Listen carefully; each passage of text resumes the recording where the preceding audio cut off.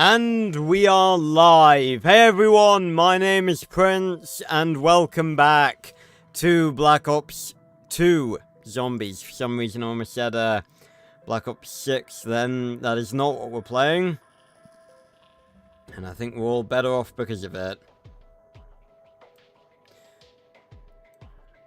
I must now proceed to send out the notifs. Letting people know, of course, that this stream do be live. Ah. My hay fever's been horrendous today. It's been so bad.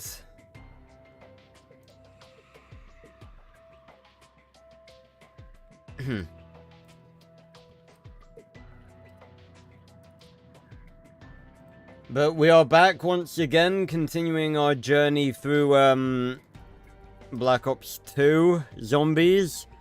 Well, continuing our journey through zombies in general, but obviously, we are on the segment of our journey that involves, Black Ops 2 Zombies. We're gonna be playing Town today. Obviously, as the stream suggests. We were going to be playing this, last week, but we got a bit, sidetracked because Games Fest was on. So we're playing it today instead.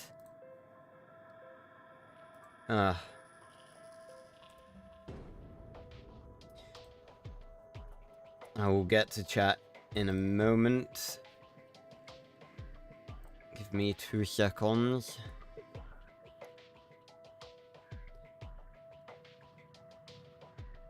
But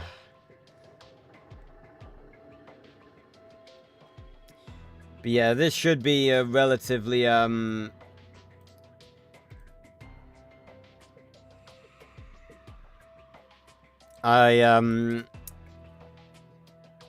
yeah, this should be... I'm sorry, I just, like, completely lost track of what I was saying then. This should be a relatively chill stream. We're just playing a bit of Town. And, you know... Apart from the obvious that, you know, zombies requires decent concentration most of the time. Should be a relatively chill stream.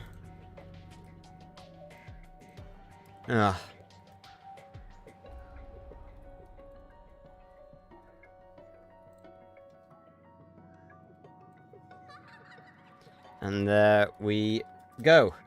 Right. Let's get into this. Oh, hey, Quill. Oh, nice. I wish you fucking luck. Because of all the sweaty players that play that game.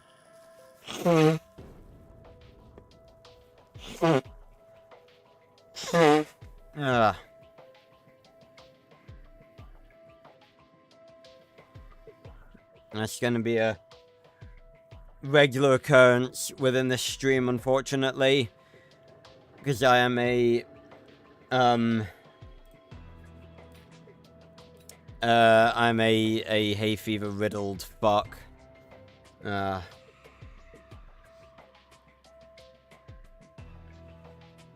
Yeah, but Warzone is a very different experience to Fortnite. It's not, you know, Fortnite is third person, and relies mostly on bullshit weapons, you know. Warzone is very heavily skill-based, and the people that play Warzone are on another level in terms of sweatiness. It's horrendous, so I wish you luck. So, we're back once again, and, heading back in for the final time in this series to the Green Run area, because today we're going to be playing Town. Everyone knows Town, everyone loves Town. Nice, simple survival map, and there is, in my opinion, fewer zombies experiences that are as pure as town is. Survive in town with various perks, wall weapons, and of course, the pack-punch machine. Yeah, it has something like that, Krill. Again, I've never played Warzone, but it has some sort of circle, like every Battle Royale game does. So, town is obviously the easiest of the Green Run survival maps, with all of the available perks at this point in the game, in the game's life cycle, and the pack-punch machine, because no other Green Run map has that. On me. But, we do, as per usual, have the option for Hellhounds. I think, considering we're spending the entire stream on this map, I might do one game where we don't have Hellhounds and one game where we do. Hey,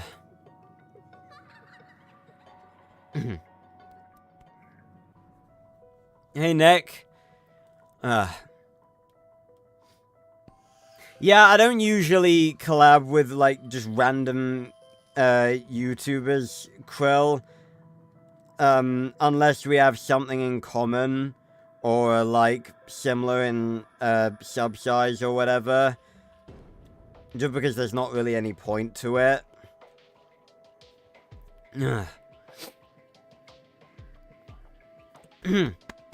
Sorry.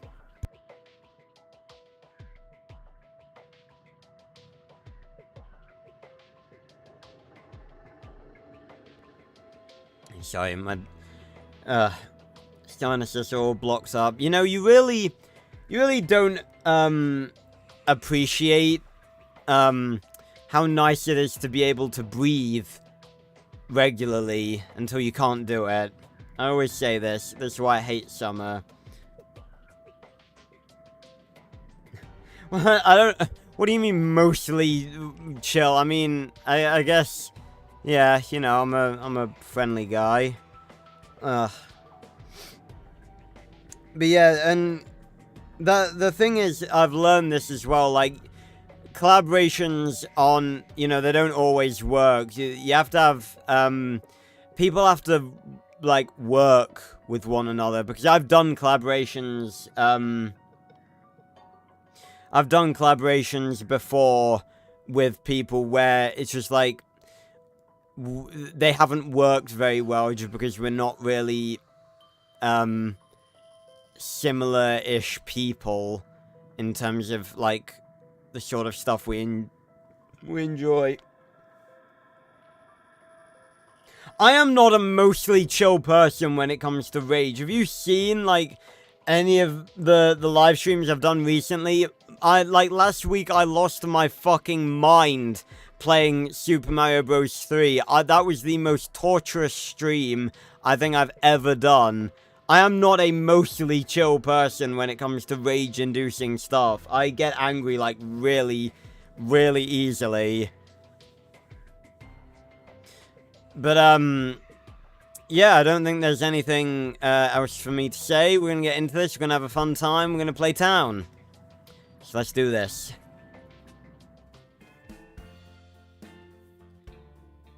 Green Run, the Northern Hemisphere. Come shop with us. I'd really like, I'll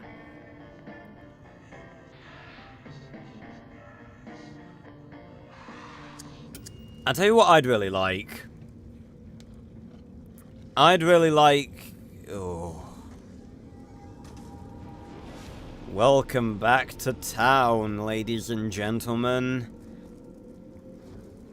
See, this is very nostalgic for me, because this is a map that I grew up playing. Like, everyone has, their maps that they, you know, grew up practicing on. I grew up practicing on town. This was my map to, like, get good. Although it was mostly, as, you know, as everyone did back in the day, camping in the little alleyway. The classic town method. But, yeah, I tell you what I'd like. I'd really like someone, I don't know if anyone's done this, but I'd really like someone to make, like, a version of town and transit, like the Green Run area in general, that is, like, set before the Earth blows up. It's not all, like, lava-y and foggy and stuff. Because I think that'd be pretty cool. Okay, you should not have died there. No, neither should you. What's going on? The fire... Again, I'm a bit rusty. Guess the fire maybe does a bit extra damage to them. And it's unfortunate, because if the box was over here, then we could get it immediately. But unfortunately it isn't. It's up there, so we have to open some doors.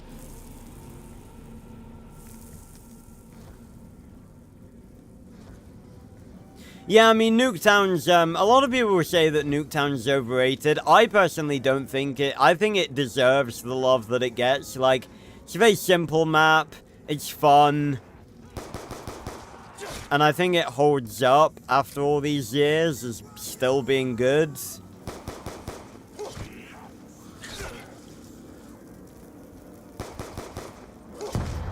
Yeah, so the fire does give them slightly less health.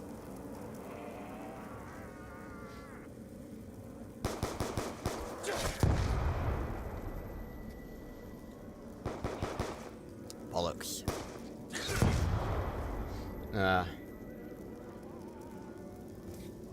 But yeah, and obviously we'll be playing Nuketown Zombies next week, because they that was the bonus map of Black Ops 2.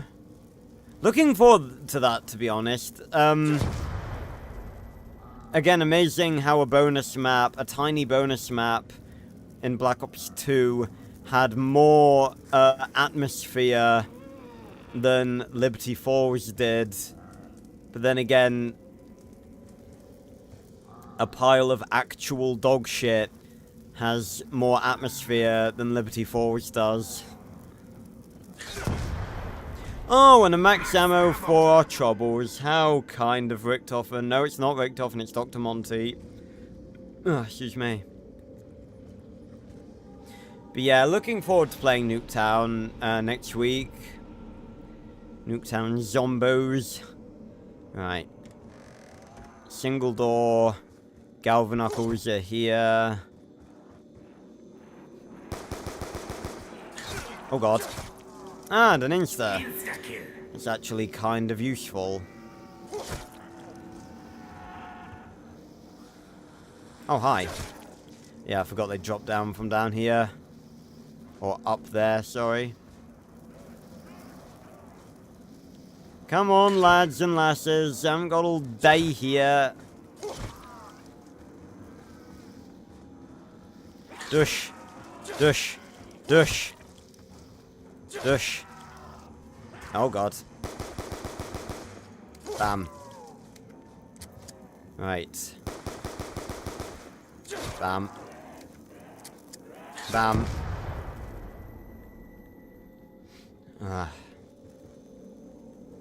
Alright, first of all, we shall grab Quick Reviv and hope for the best from the box. MTAR? It's a very solid start.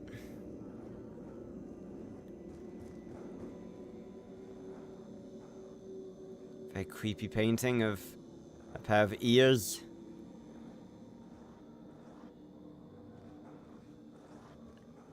Yeah, I mean, it's not, it's definitely not, it's understandable.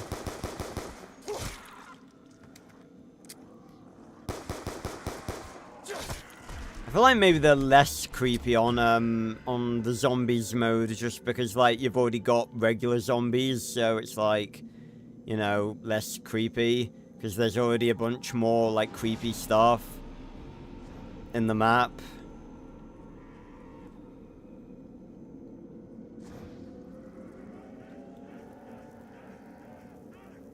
Dush.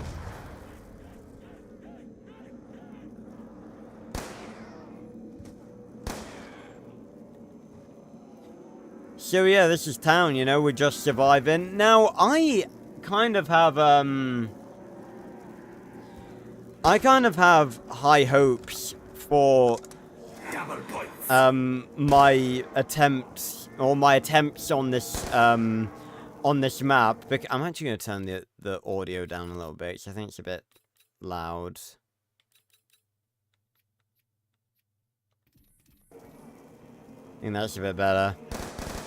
But I've got high hopes for myself, because last week we played farm, and I managed to get to round, I almost said level there. I managed to get to round 25 on a map with no Pack-a-Punch at all. So considering we have Pack-a-Punch on this map, I sort of have faith in myself to be able to survive a bit longer. I guess it all depends on box lock and stuff. I'm gonna go and grab Jug, though, immediately.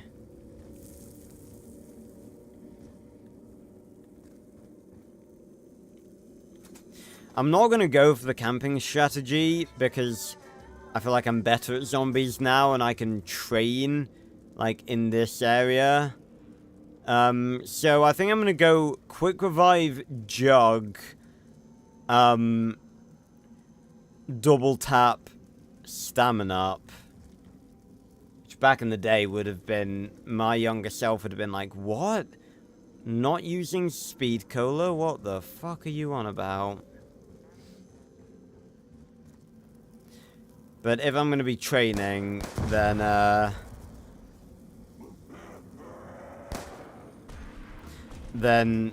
stamina up is going to be a more important perk to have.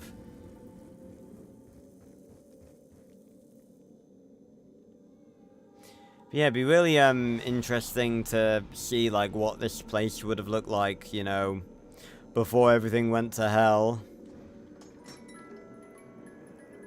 Now I've just realized I can... Oh, come off it. I can obviously pap the M1911s, but considering we do not have PhD on this map, I feel that would be completely pointless.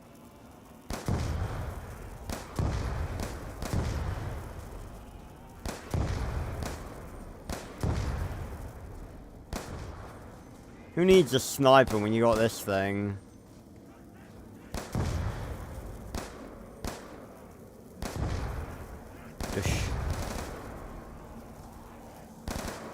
Can't get cocky, though.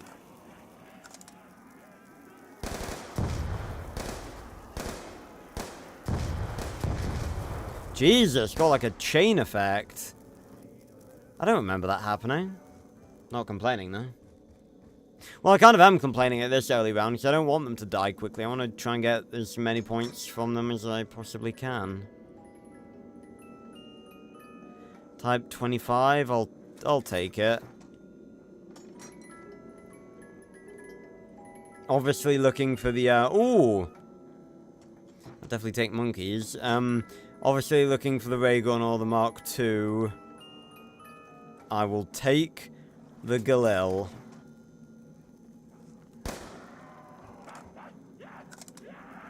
Yeah. Come on. There we go. Hey, Vince. Yeah, welcome back. Hope you had a good time. Look at these spooky low-res paintings. Ah, 2012.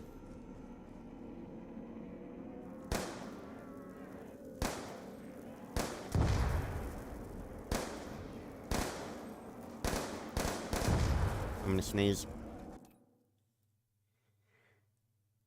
Goodness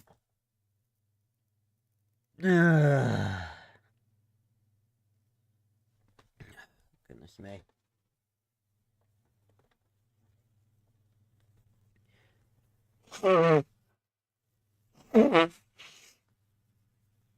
Yeah.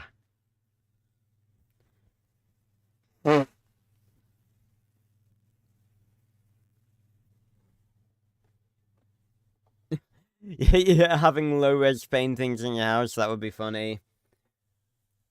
What, on like Mondays, Quill?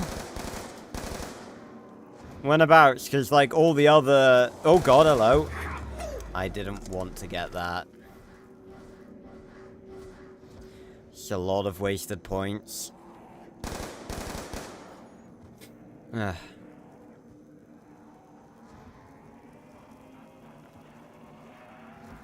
Oh god.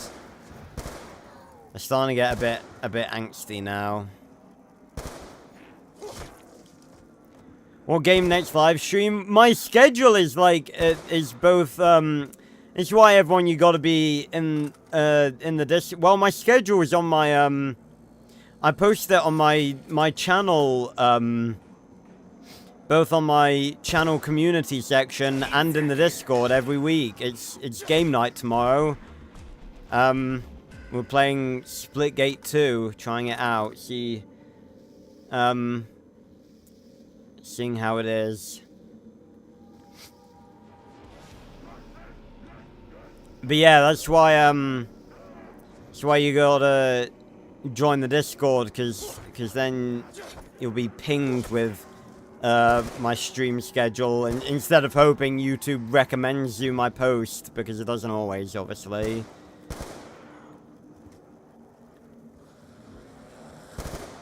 Oh god.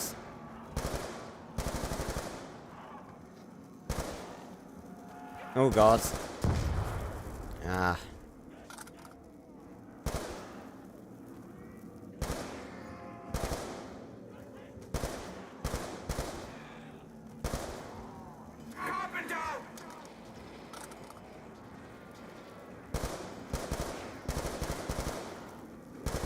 Oh goodness.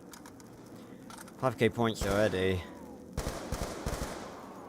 Can I play a Star Wars game like next week? Well, I don't really, just random... Thanks, Richtofen. I don't really, like, randomly change, my schedule just for the sake of playing one game. And again, I don't really have any Star Wars games that I could... Well, I do have a few that I could play for game night, but I don't really think I'm gonna be playing anything Star Wars next week. No.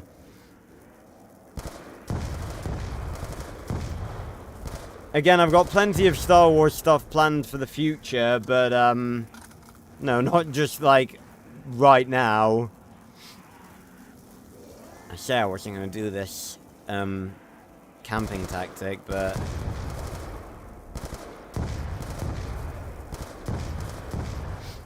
7,000 points on round 8.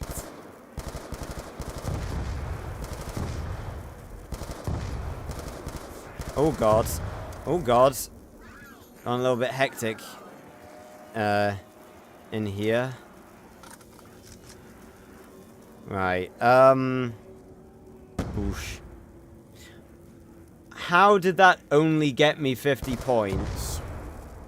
Double points. That killed like none of them. What the hell was that?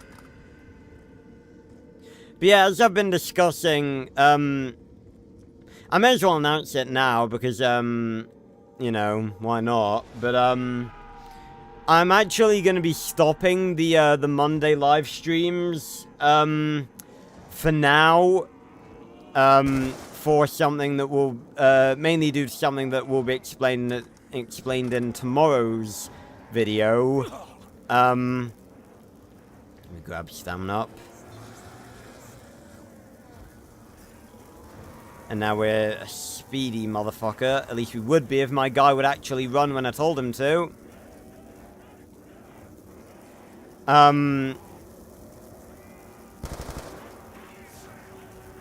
But, yeah, I'm actually going to be stopping the, the Monday streams for now.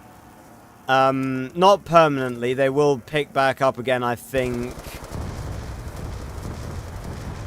When Lost Soul Asides comes out.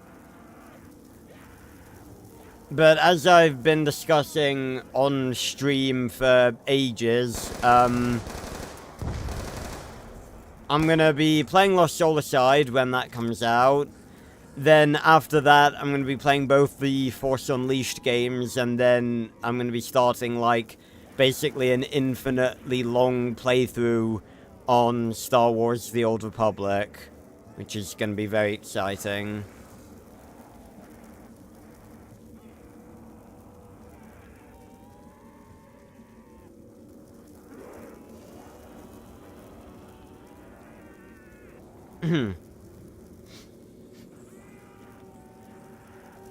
But yeah, I do have a... Again, I have already played, Star Wars Empire at War on, game night. That was fun.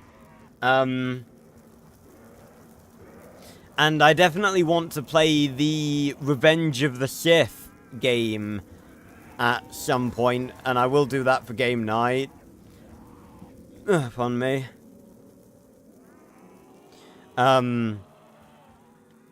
So yeah. And the box isn't even up here anymore. I feel like I probably ought to pack-punch the Galil. It's just a really solid weapon. There's the church. We paid that a visit when we played Transit a couple of weeks ago. Right, there's our 4 perks sorted then. And because we're only on town, there's no way to get any more. I mean, there's no way to get any more on Transit either, so...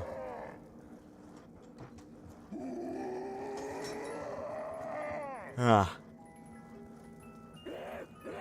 5-7. No, sir.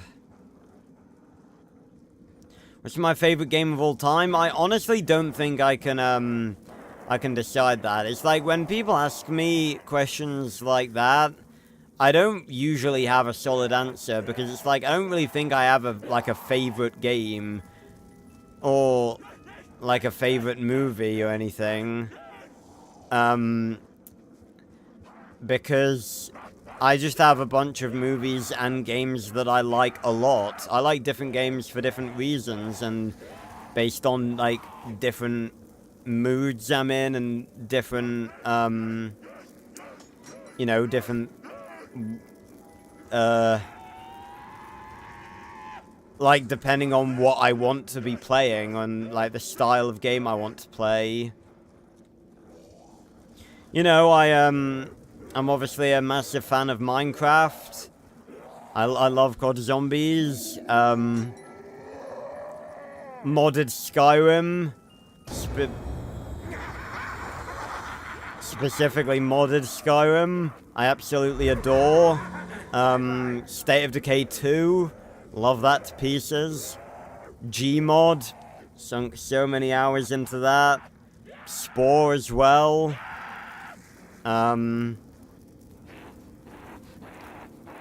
So yeah, I don't really have a favorite game. I just have a lot of different games that I like a lot.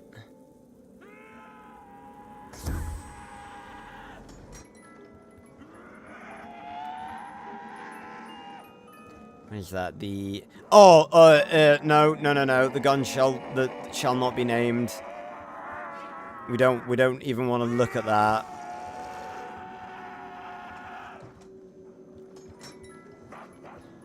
Do not even want to look at that. Oh god. Enough! Ow, ballistic knife, really? God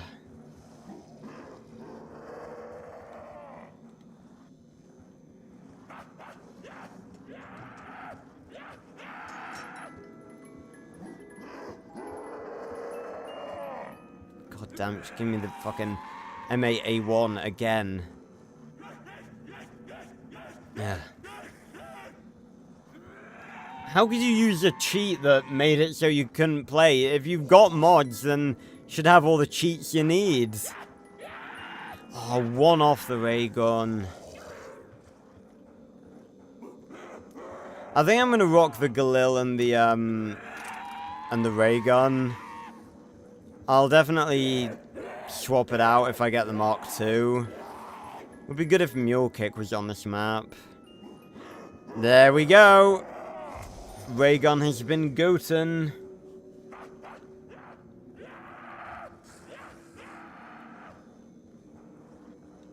What elf cheat? What do you mean? Dush. Ah.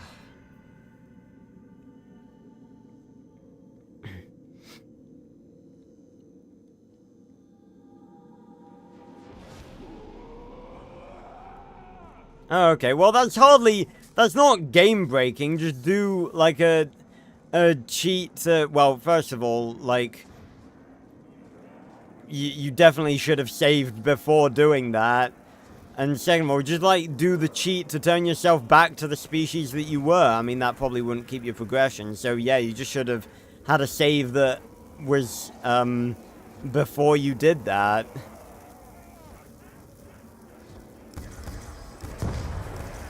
Oh, goodness.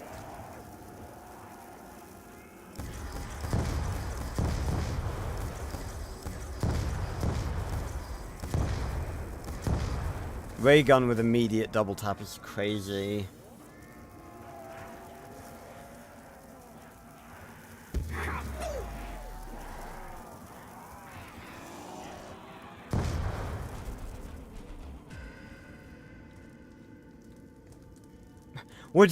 How did just pressing F5 get rid of all your hard saves? That shouldn't be a thing.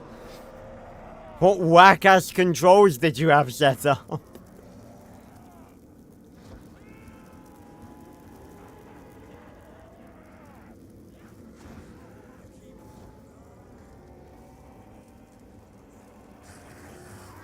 Ugh. What? Oh, hi there. Oh, God. Fucking hell. Let me in. Oh, God. Ooh.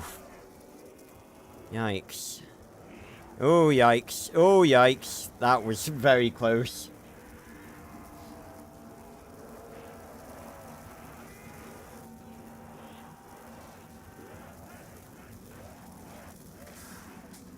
Well, yeah, but you should... Skyrim saves, like, automatically. Like, I have... On, like, my major characters, I have, like, over 200 saves. Like, why can't you just, like, load a previous save? It shouldn't, like, overwrite every single, like... Every single save you've ever done. There should be auto-saves.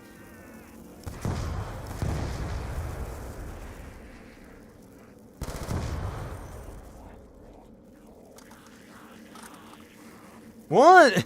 That should not be how it's... That's not how it's set up normal. I don't know what, like, whack-ass controls you had set up, but that is not what normal Skyrim does.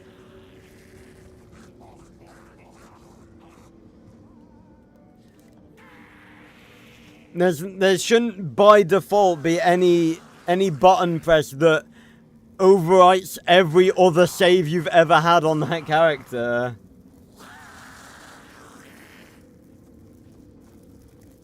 Right, well, I don't have enough to pack, so I may as well just go the next round. Dush. Already on round 11, god, time flies. Got to round 11, half an hour. Well, yeah, again, it doesn't matter what button it is, that shouldn't be a thing. I've never really even heard the term hard save, because you just save. And you don't, like, there shouldn't be anything in Skyrim where it's like you press a button and it deletes all your other saves.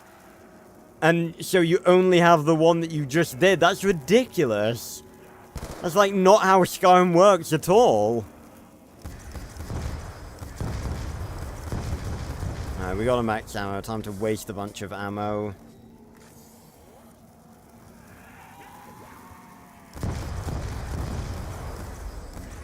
Oh. Ah! Alright, I want to make sure I grab it. There we go.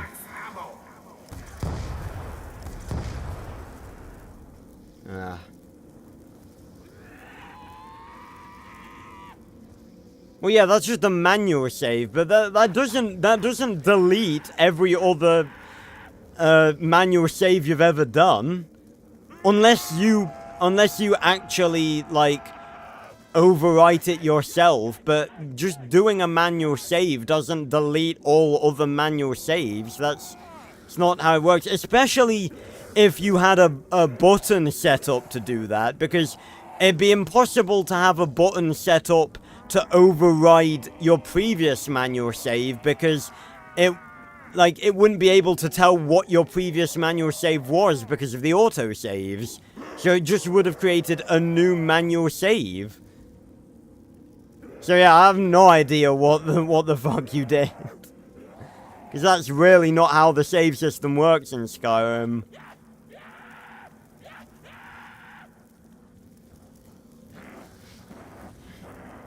But again, you should have had autosaves before... Oh, I fucking... God, that was... Oh god, I'm gonna kill myself if I end up... if I fuck about with the bloody, touchpad. I'm gonna end up killing myself. Yeah. Ah.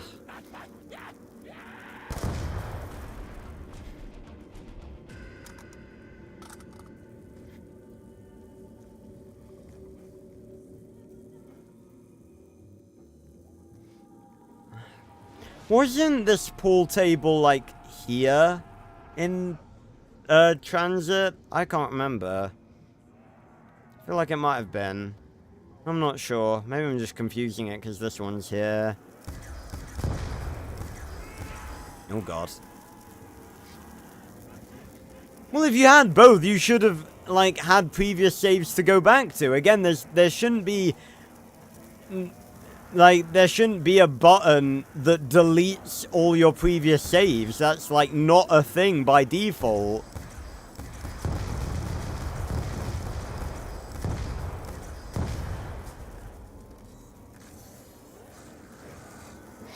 Ugh.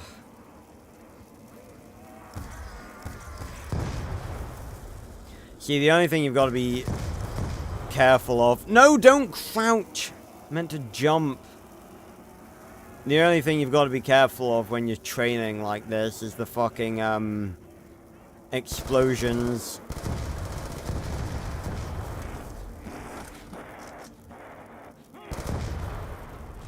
Ugh.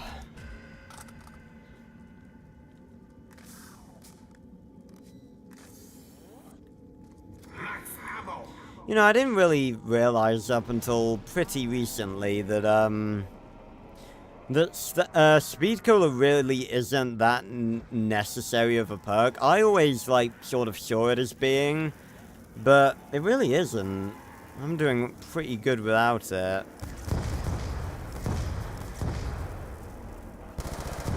Ow, ow.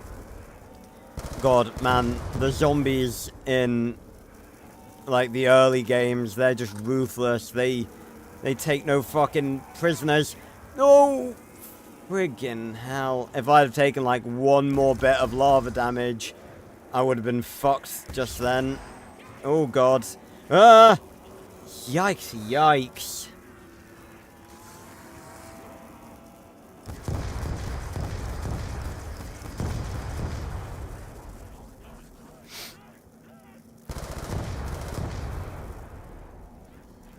Fuck it. It's just the end of the round. Yep, right, let's pap. Galil goes in. Out comes the lamentation.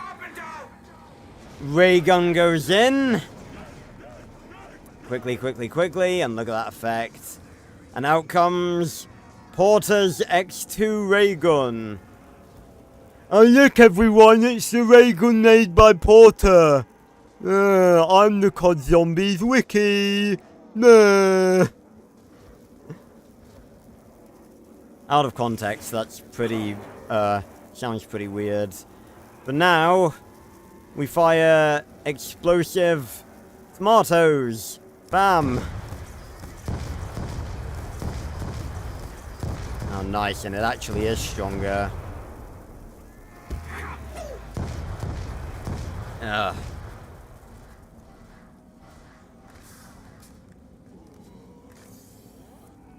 Anyway, let's have a look at the lamentation. Oh, he's got a boring old reticle. 9 times out of 10, you get a fancy new one. Honestly, training in town is a risky move. But, I feel confident enough in my abilities to be able to do it.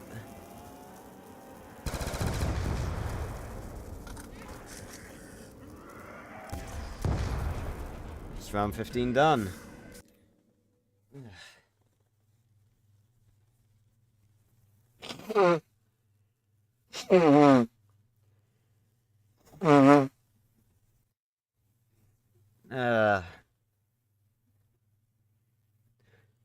Now, well, updating your drivers shouldn't take too long, right? For me, it only takes like 5 minutes. Plus it like a restart, obviously.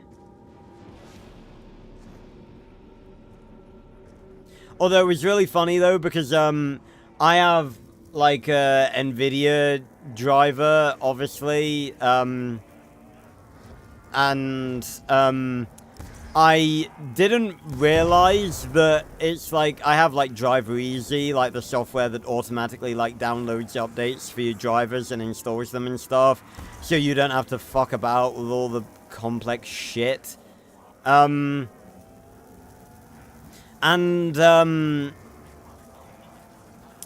basically I didn't realize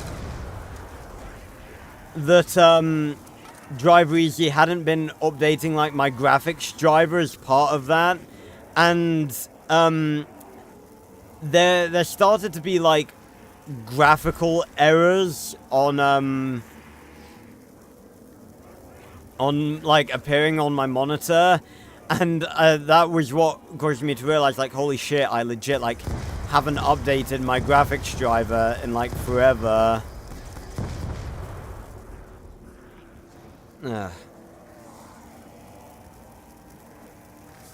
Righto, Crow, see you around. Oh, excuse me. Yeah, honestly, me doing this back in the day, there would have been no hope.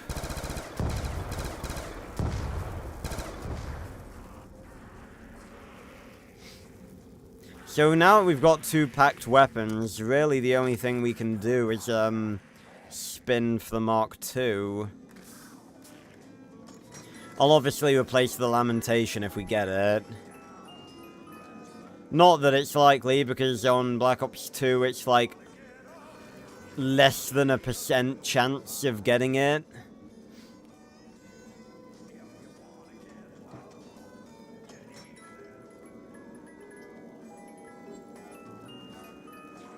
And it seems for some reason intent on giving me the M8A1.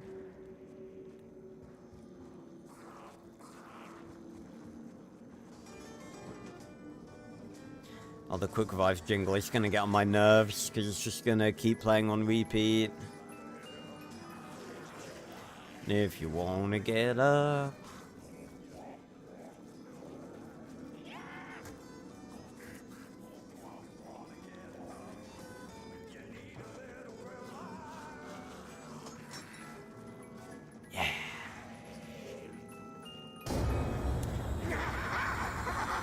Well, at least the box moved, so we don't have to listen to quick revive all the time. Oh god. I keep like glancing my touchpad. Is impossible to... God, can you imagine like trying to play zombies with this? Look how sensitive it is, that's ridiculous.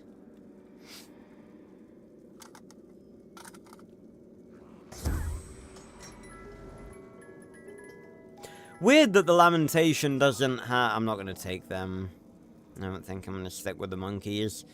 Weird that the Lamentation doesn't have any, like, more ammo in a clip after you pack punch it. It's got more ammo overall, but still got the same clip size.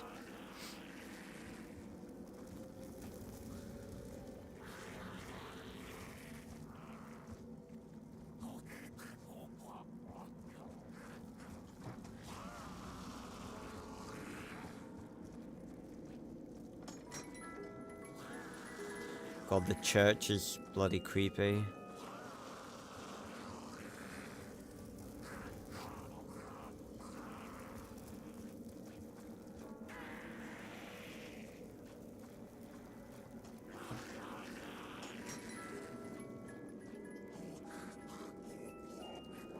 Oh, the M1219 shotgun. You know what? I'm almost tempted to grab that because it's more powerful, but it just runs out of ammo so quickly. Even when you pack punch it.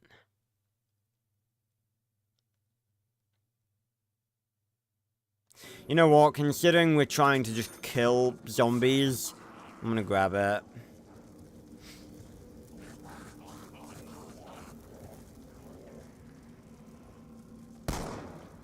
Bam.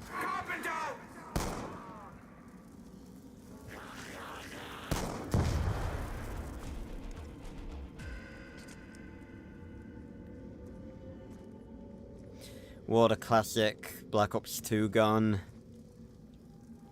M1216. Very unique shotgun too. It's like a twist barrel. That just did not kill.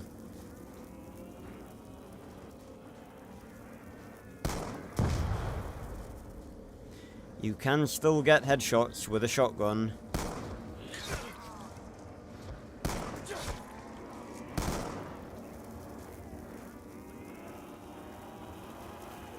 Sprint, you fucker! I swear to God, like, the sprint mechanics and controls are far more responsive in,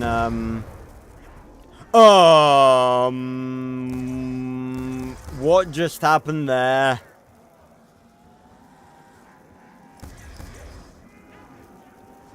Okay, we're not gonna question that, are we? We're just gonna go about our day. We're gonna keep on keeping on. And, we're not gonna question any of that. Oh, that was sneaky.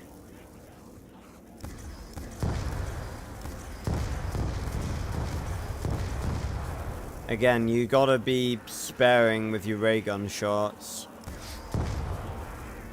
Because you never know when you're gonna get a max ammo.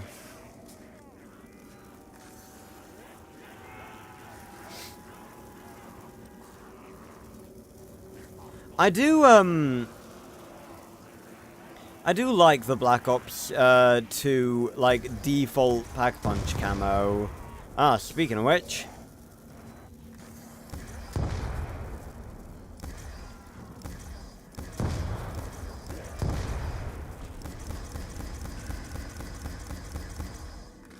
I do like the Black Ops 2 default PAP camo. It's like colorful and it almost looks like oily. And I especially like it in the green run maps. I think it fits the aesthetic a bit. I never really considered them like that's what they might be supposed to be.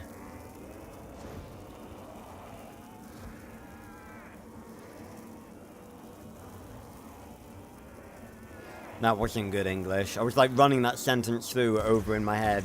Might be supposed to be. I don't know. But yeah, I never really considered that might be what this pack punch camo is supposed to be, like oily and burnt. I think it would look great just without the oily, like yellowy purple. Oh shit. Yep, and just like that. You get stuck once.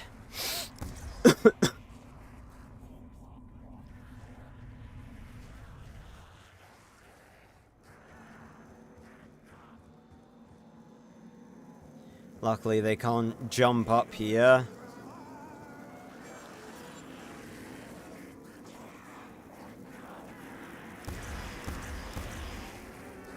It's almost weird that they can't, oh god, bloody Nora. Gotta be careful not to throw it anywhere where there's fire. Because monkeys no like fire. Definitely need to go grab a double tap next. It's a matter of priority.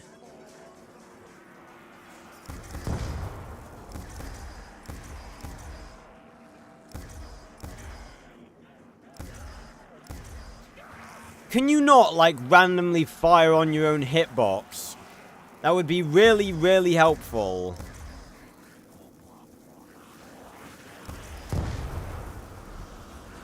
Right, just when we had enough to pap the M1216.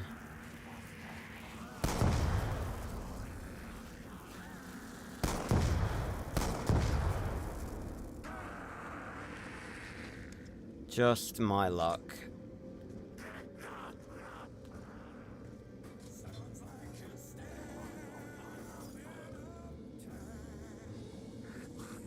I swear the game is not meant to be this low definition.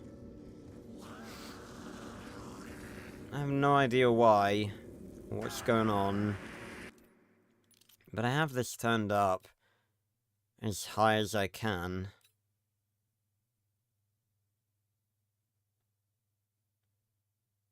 It's not because I've got it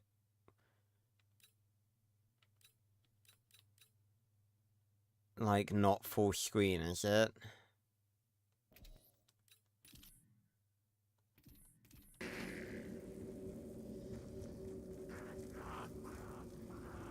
Well, first of all, holy shit, it's smoother for me now.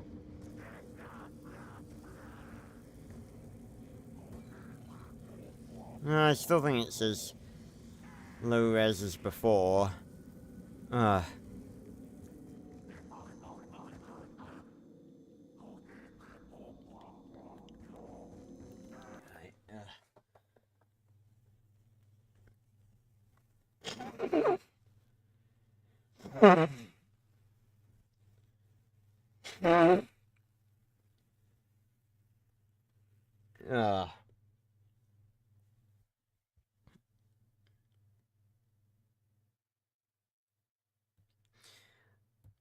I love it when you very clearly click mark as read on, like, message notifications on, like, Discord and stuff, and your finger is, like, off on the button by, like, half a millimeter, and it's like, did you want to open the app? I think you did. It's like, no. Literally piss off. Right. Round 19.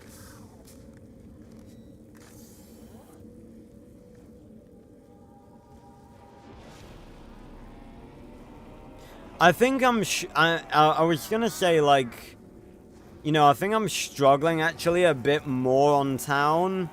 Maybe because of the amount of fire. Because there was, like, basically no fire at all on farm. There was a little bit, like, around the farmhouse, but not much to the point where I had to, like, be really wary of it. Oh, God. Oh, shit! Really? God damn it. Where did that even go?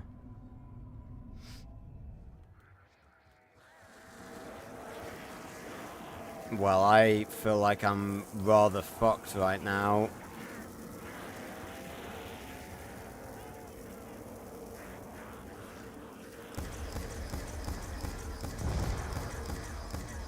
Oh, a max ammo and an insta.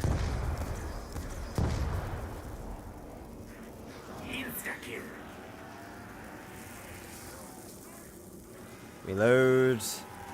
Oh, God. Oh, that was not fair. come on. I was out of range of that zombie, and you goddamn know it. Oh, that was such a cheap shot, game. That was so unfair. Right, you know what? That's not good enough. I'm going back in without dogs. That was pathetic. It all went to shit after I got rid of the Galil. That's my punishment. God, we loaded in quickly.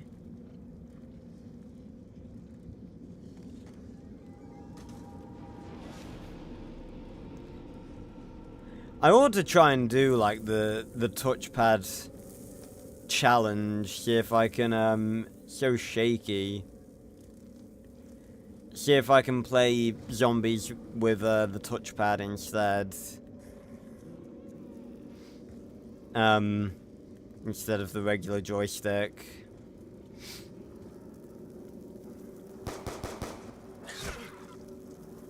Alright, let's remember this time. Fire makes zombies weaker. I'm pretty sure I do remember that. I'd just briefly forgotten it from the old days.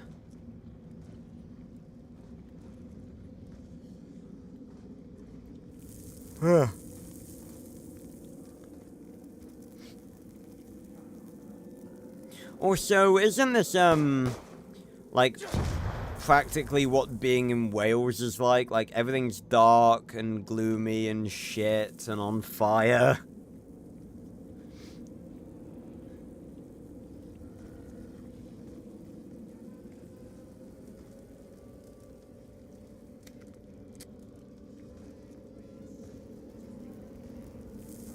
Anytime today.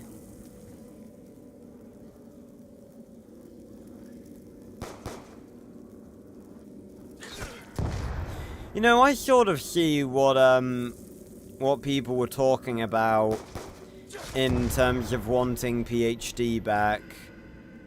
Not even for, like, the explosive damage of zombies in this, but just, like, PhD for, like, the ray gun. Because the splash damage is just, like, so shockingly powerful. Oh, and the box is here this time, so we can hit it immediately.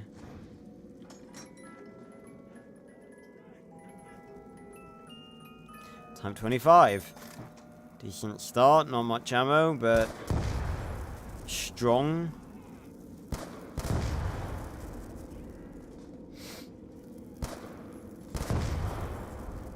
Ugh.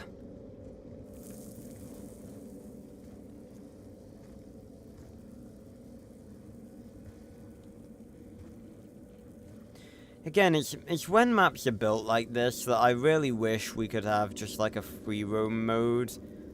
Literally just a sandbox mode. That's why I liked theater mode so much.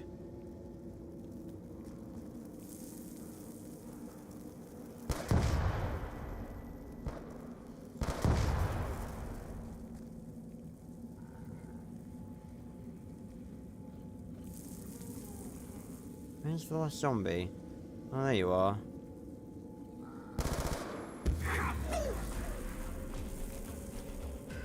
Tried to kill it. Didn't want to lose the nuke.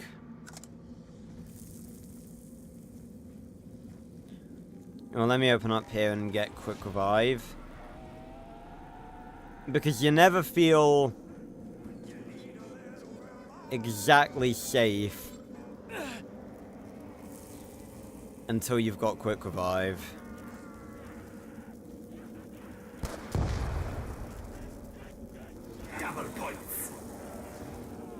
I've had some people tell me before that quick revive is not like an essential perk in the older games. I imagine those people are probably the kind of people that try and persuade other people that playing God of War Ragnarok on Give Me God of War difficulty is the intended way to play it.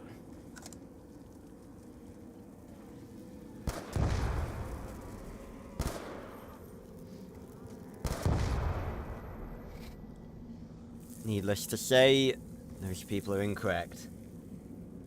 Ugh.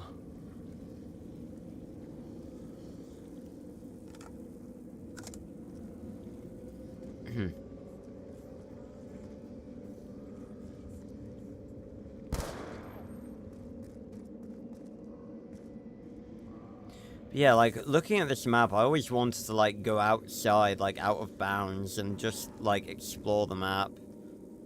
I've seen a lot of town remakes that have this bowling alley as, like, a playable area. There's a very, like, popular town remake on Black Ops 3 that I definitely will play at some point.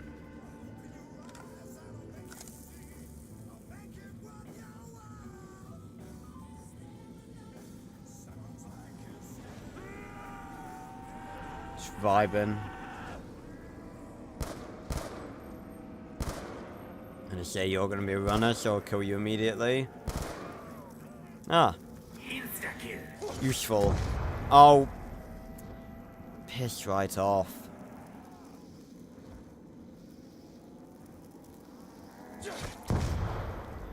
Honestly, knifing flaming zombies without quick revive, without jug. Probably not my brightest idea.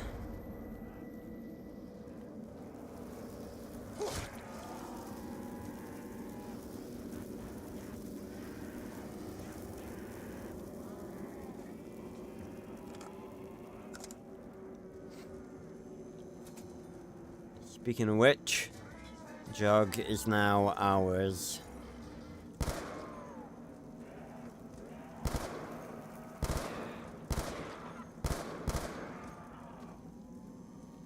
What I'm really excited to do,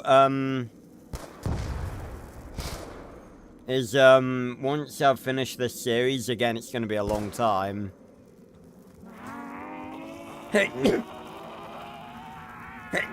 Ugh. Excuse me. Oh. So sorry. Bloody hay fever. That's why I hate the summer.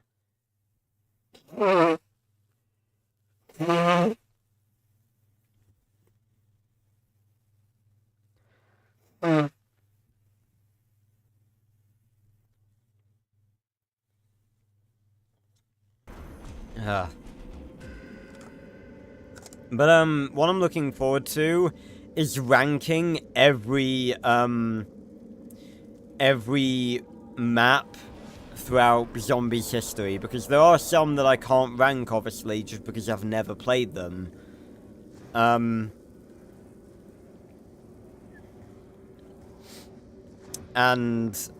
I think that'd be fun, because, you know, everyone does that, and I have a few opinions that are, like, really unusual for a Zombies player to have. So it's like...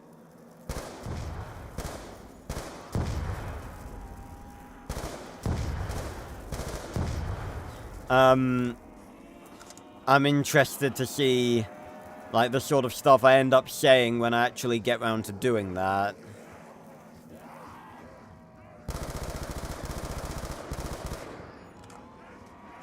I'll make sure I'm able to get that max ammo. There we go.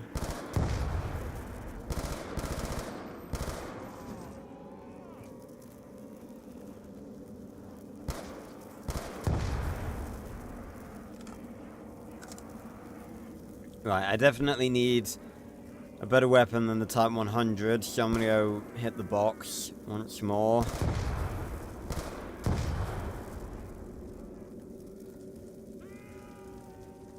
Trying to see if that one was the last one. I don't think it was.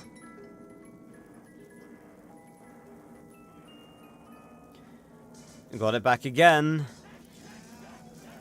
Might as well.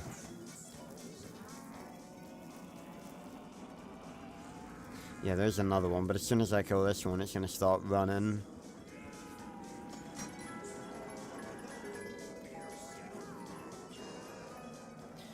Five, 7, no sir. I remember back in the day when I used to run my gaming channel, my other gaming channel, my original channel, Players Adventures.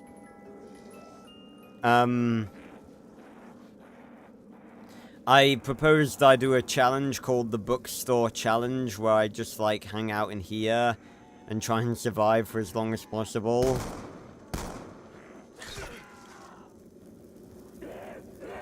Oh god, hello. You took a different way.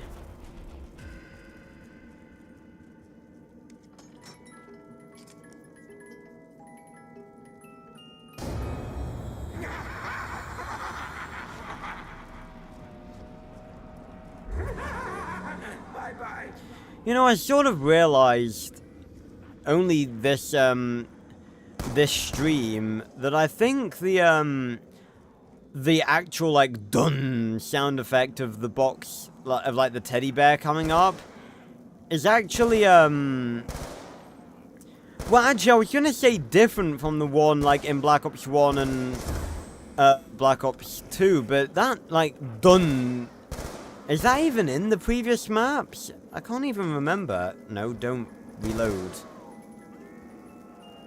Oh, monkeys again. Useful.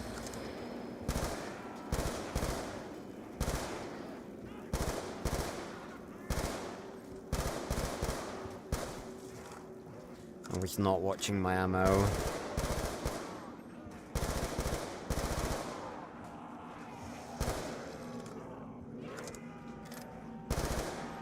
What?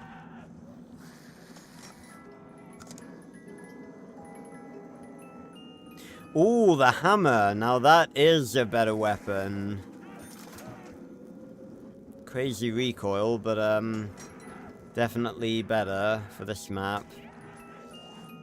And it's like, no, take the Type 25 back again.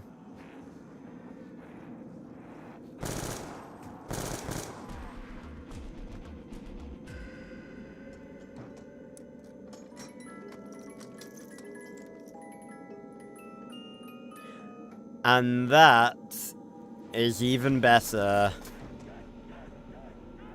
Not as strong, I think, but more reliable. Easier to use. And I will take it.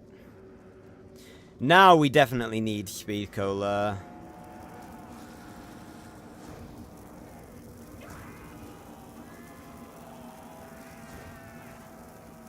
If we want to...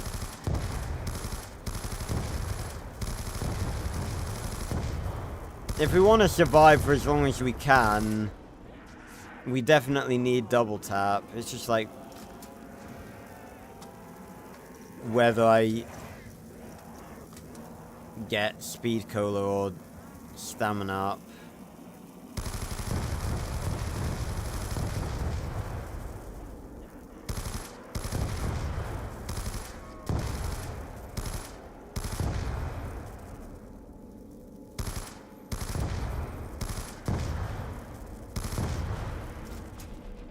It's gonna take the entirety of the round transition for me to reload.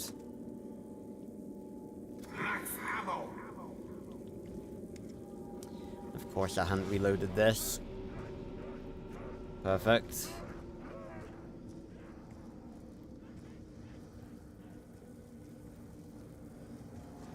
Bam. Not killing with a headshot on round 8 is a bit embarrassing, especially for a shotgun of this magnitude.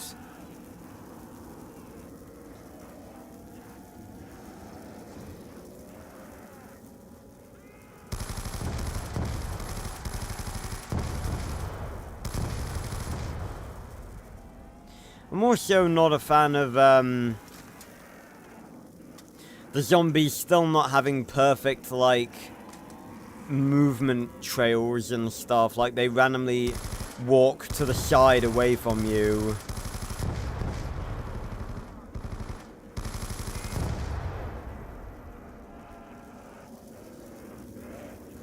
Honestly, I could do with something a bit more lightweight. I feel like this thing's just gonna get me killed.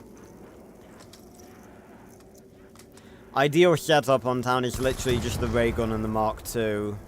That's it. And of course, you couldn't have given me that double points, like, in the middle of the round game. Oh, the box isn't even here. I've only just noticed something about the drop icon. It's like half normal, but like half burning. It's actually, I've played this game so many times for so many years, and I've never noticed that detail before. Ah yes, the python, definitely something worth pack-punching.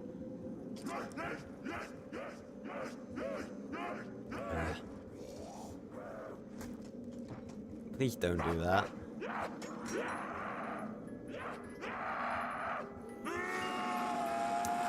The foul. God, it's so loud!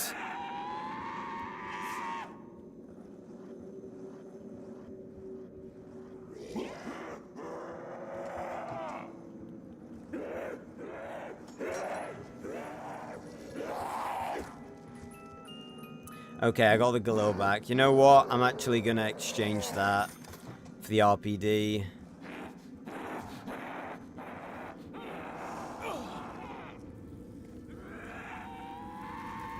I'm gonna go get double tap.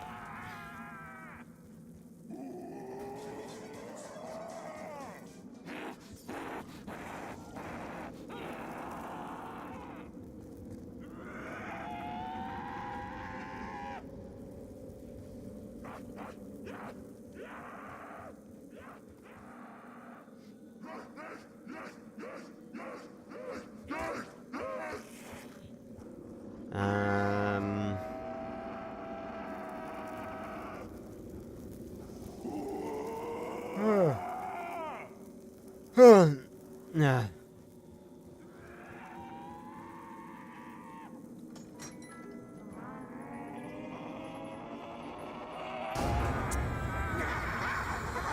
Figures.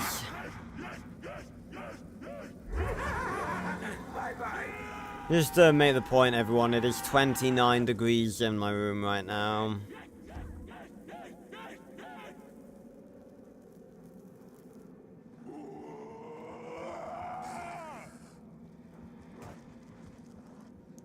This is like chocolate melting temperatures right now.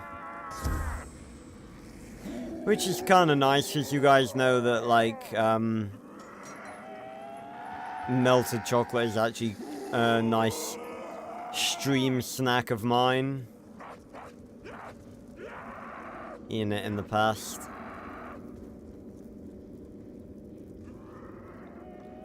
I should not be, like, tired at all.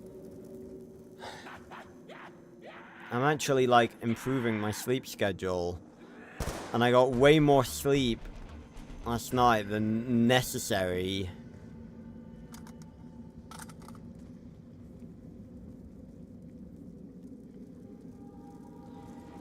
Obviously, it's probably just my body, like, readjusting itself. But I'm pissed off that I'm still tired, even after adjusting my sleep schedule.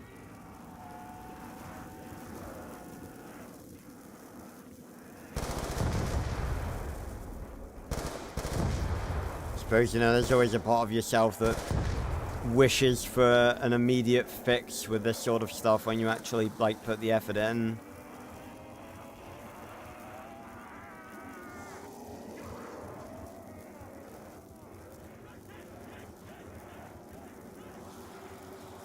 But yeah, I'm guessing my body's still getting used to having a semi-decent sleep schedule again. Ow.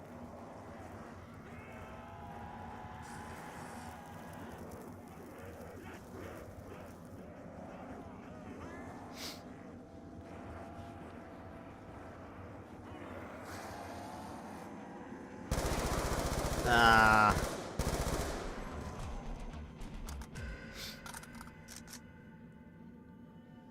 There's actually something I've got to check. Something I recorded today that I have a horrible feeling might actually not have recorded properly because of something that OBS did. And if that is the case, I am actually going to be very, very, very upset.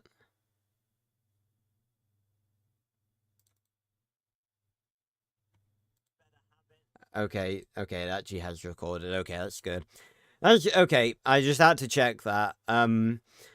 Because a reason I was a little bit later than normal. Well, I say normal. Normally I am late, but I was actually doing decent-ish. I'm probably going to be like maybe 15 minutes late. Oh god. Got to turn the desktop audio back on. There we go.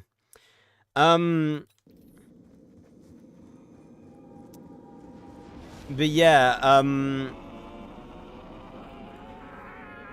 the reason was, I was testing audio, and, those of you who've been sticking around for a while will know that for some reason, I have my mic at 75% because it's too loud normally on 100.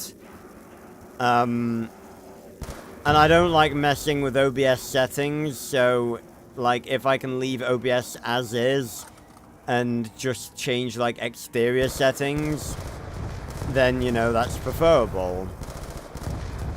But I saw today that, it had done the thing that my computer randomly does it sometimes. I don't know why it does it, but it randomly, reverts my mic volume to 100.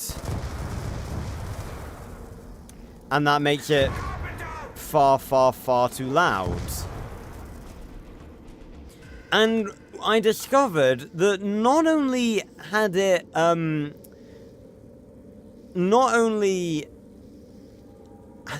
reverted my mic volume to 100%, it had changed the default,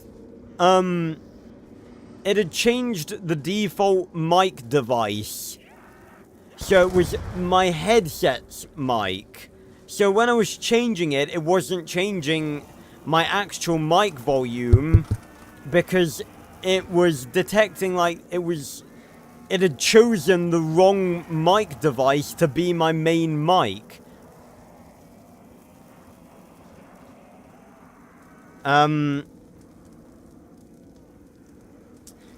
So I had to manually change it to be like, no, my HyperX mic is the one I want you to be speaking through, and then it works. But it's never done that before. Like, it's randomly adjusted the volume to 100 before, but it's never randomly changed which device it's registering me using.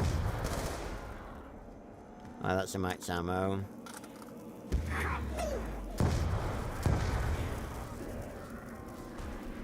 Okay, let's pop the Galil.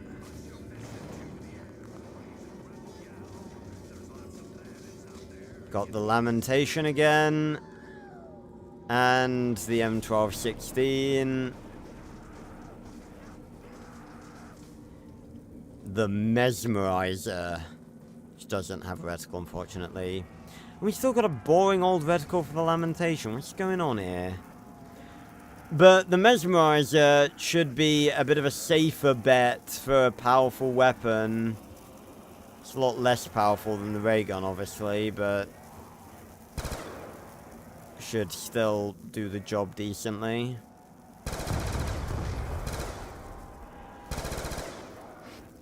Oh, goodness.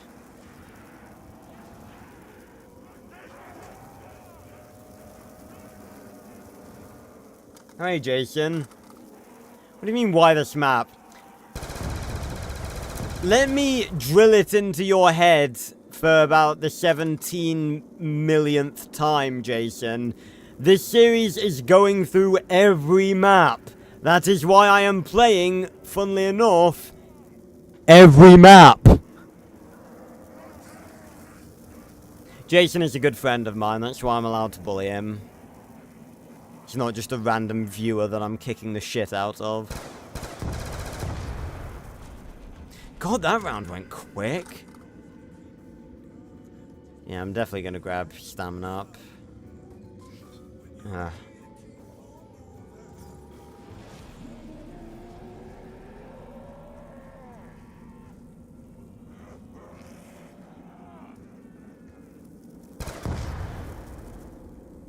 God, the drops are dropping like crazy. You had to get...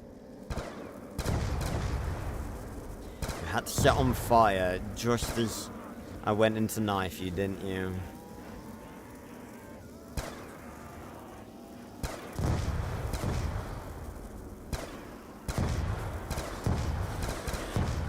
Hear them behind me. Oh, double points.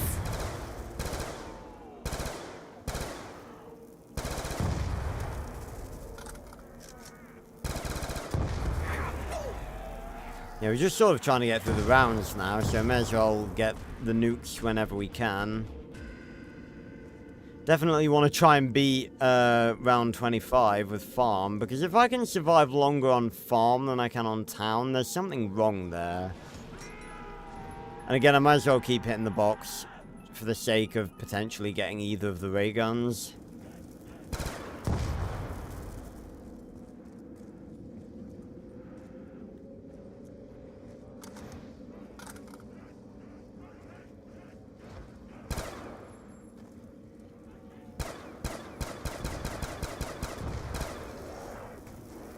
Coming up behind me. Fucking run, you idiot! God damn.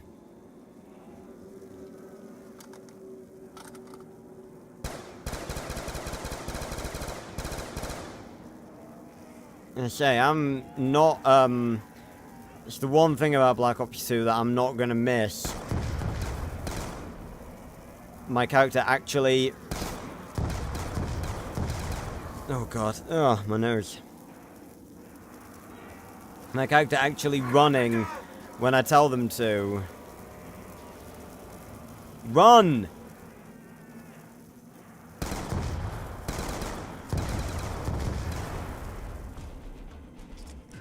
Got that maxi. Yeah.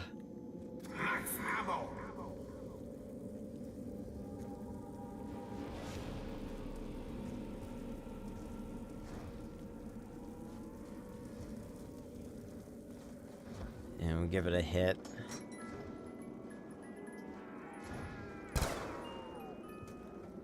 Cap 40. Ugh.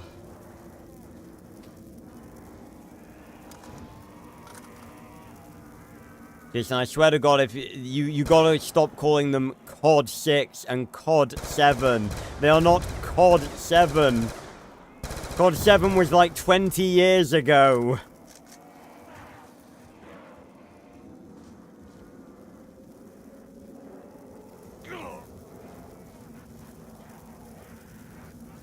COD 7 was like Black Ops 1.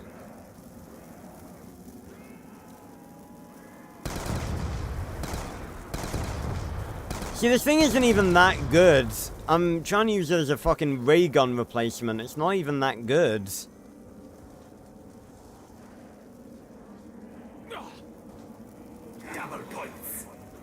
It would be better if it had like twice the ammo, but it really doesn't have that much.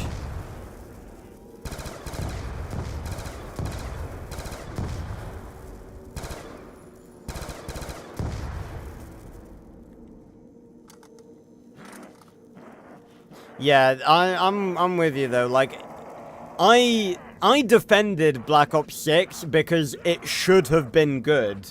All of the factors surrounding Black Ops 6, like, should have led to it being good, and I still think, like, the thing is with Black Ops 6, I'm gonna make a video on this, like, I don't think Black Ops 6 is bad. It really isn't bad. I'd even go so far as to say it's good, but the problem is it's not good enough. That's what the problem is.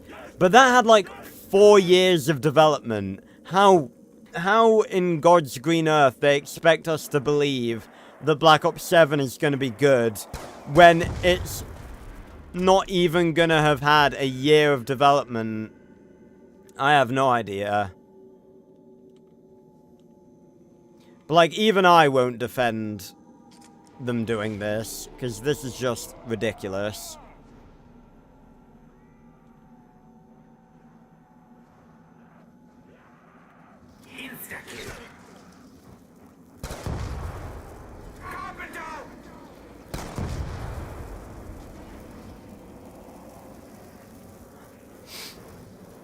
Honestly, the flame damage, like, jumping over here, I should not be getting damage from that.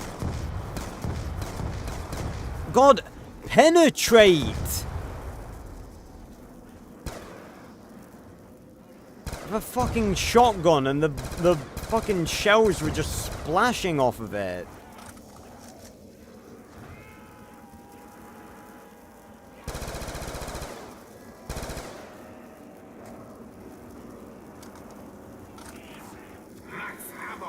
Yeah, the thing I don't understand, though, is that, like, I don't get why they're forcing... I don't get it. And it really frustrates me, because it's like, Activision are just ruining Treyarch's, like, reputation at this point. Because they're forcing them...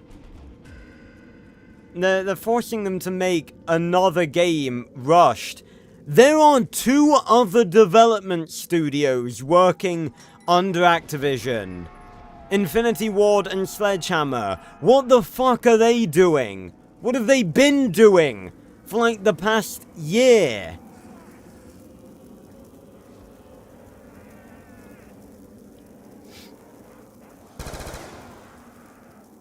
Yeah, but the point is, Jason, like, are they not seeing, like, are they so dumb not to realize that they are, like, ruining their brand?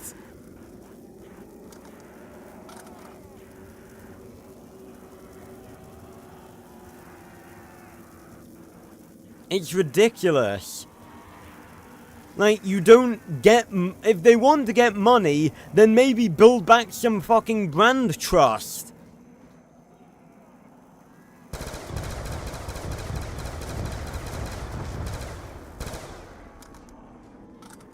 Hey, Abraham. I don't know why you're asking me that. You already know Mulder's physical appearance. You made a fucking 3D model of him.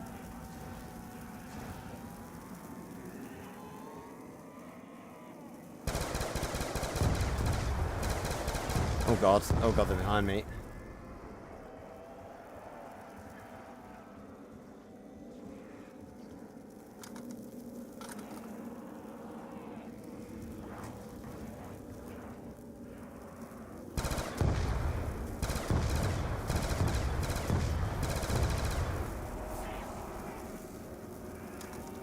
Yeah.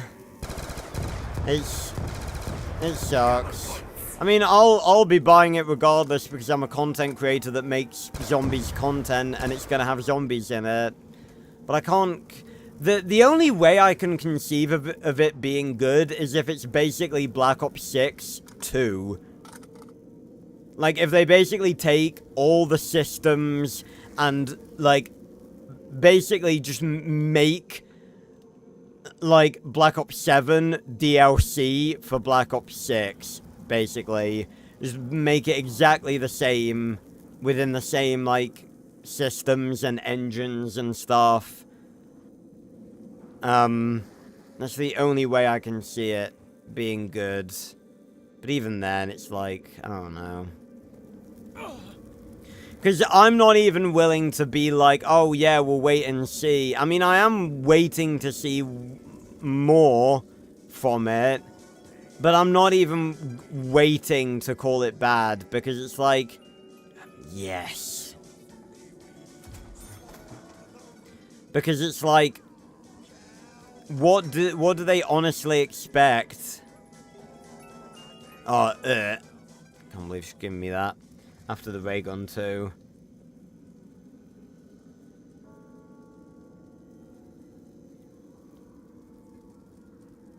I don't know what the bell the church bell sound effect actually, like, means. It must just be on a timer.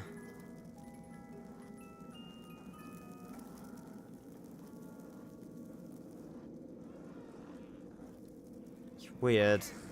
It's spooky, it's ominous. I love this atmosphere.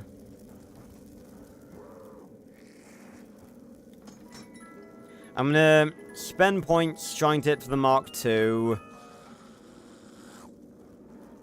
And if I don't get it when we get to 5,000 points, then I'll just pap the ray gun and we can go the next round.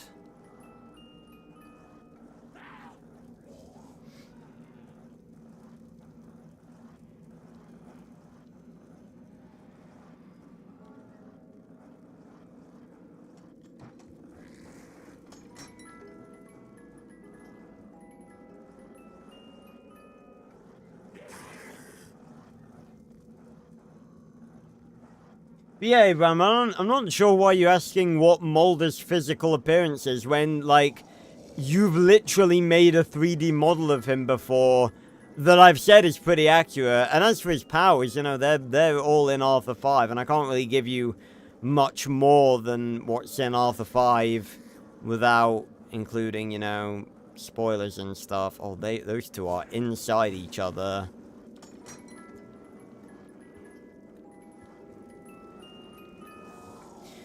Again, I don't really expect to see the Mark II because it's like less than a 1% chance of getting it on a map that isn't buried, I'm pretty sure. But there's always the chance. It would be wild if I could get, that obviously was not the Mark II. It'd be wild if I could get the Mark II before we get to buried. I mean, there's not even any guarantee I get it when we play buried, so it's like...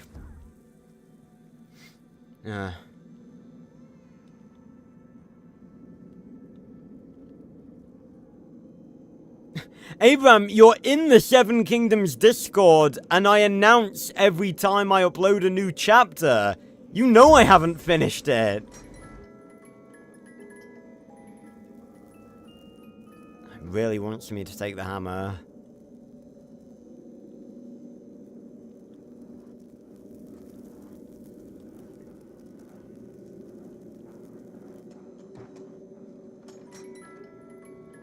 No, again, I always say the... Oh my god, please don't give me that weapon. I don't want to look at it. No, it's not hammer time just yet. It's not hammer time right now, because I'm not taking the hammer.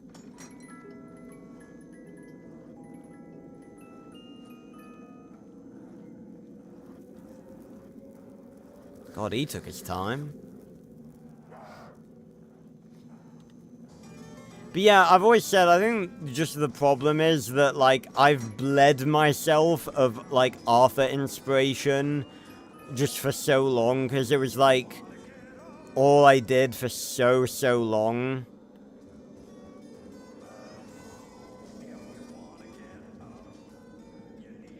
Oh,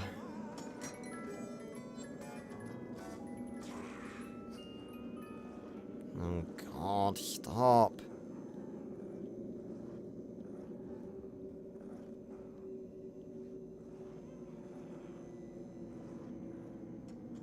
I didn't make... I don't recall ever making an announcement titled The Finale. No, I'm not even close to finishing Arthur 5.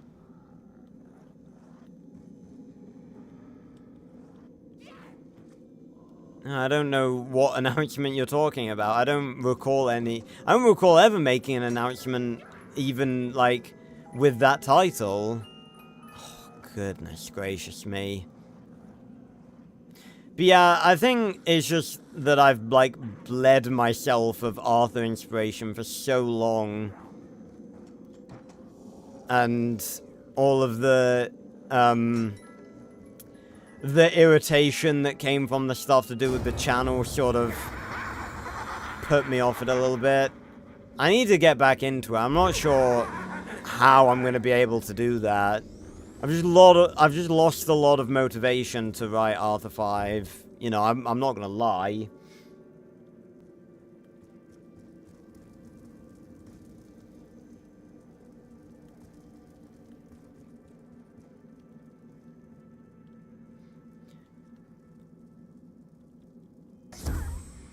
No, Abraham, that was just the cover. That was just the original cover, of Arthur 5 that said the grand finale on. It said that from the start. No, chapter 22 is only the second trial. It's like halfway done, I think.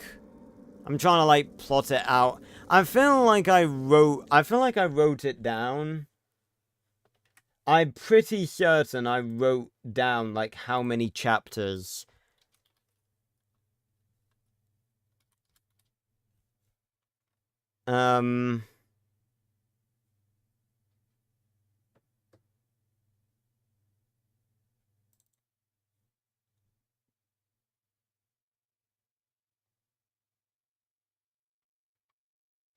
Oh god, that's. I was looking through my sticky notes and found the prologue monologue for the casual SMP. That brings back memories. I swear I wrote it down. I swear I, like,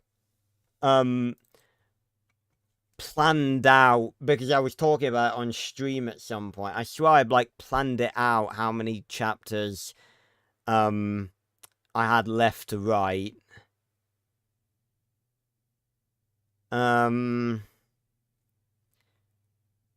Did I not write it down? Maybe I didn't.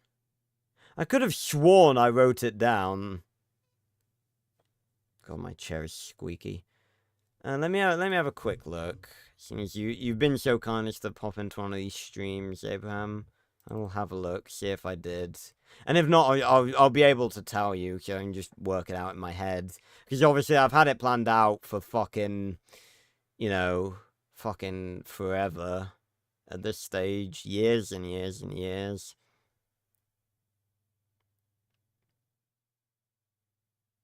You know, Arthur 4 is going to be... What is it?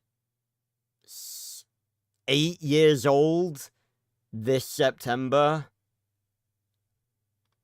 So I finished it in 2018.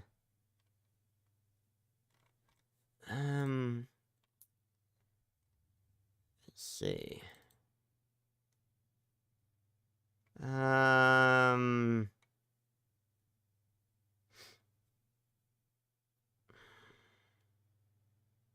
It doesn't look like I wrote it down anywhere. Oh, fair enough. Oh, well, I look forward to seeing that then, Abraham. That's going to be cool. Yeah, okay, I don't think I could have sworn I wrote it down as I was like, because I remember it was some sort of stream that I was doing a while back. And I was like, I swear I wrote down, like, how many chapters I had left to go. But, okay, so, the previous chapter was chapter 22. And goodness me, was that really in 2023? Fucking hell. I can't believe how fast time goes, I really can't. So, chapter 23, then... I've got to, like, think through all the different events I've got planned, like, left in Arthur 5. Chapter 23, 24...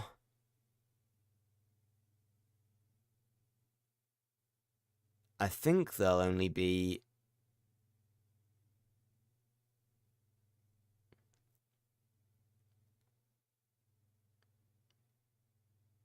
Yeah, I think there'll only be maybe 2 chapters in between the second and third trial, so Chapter 23, which is currently called Journey Through the First Kingdom. I think it needs a better name than that, to be honest.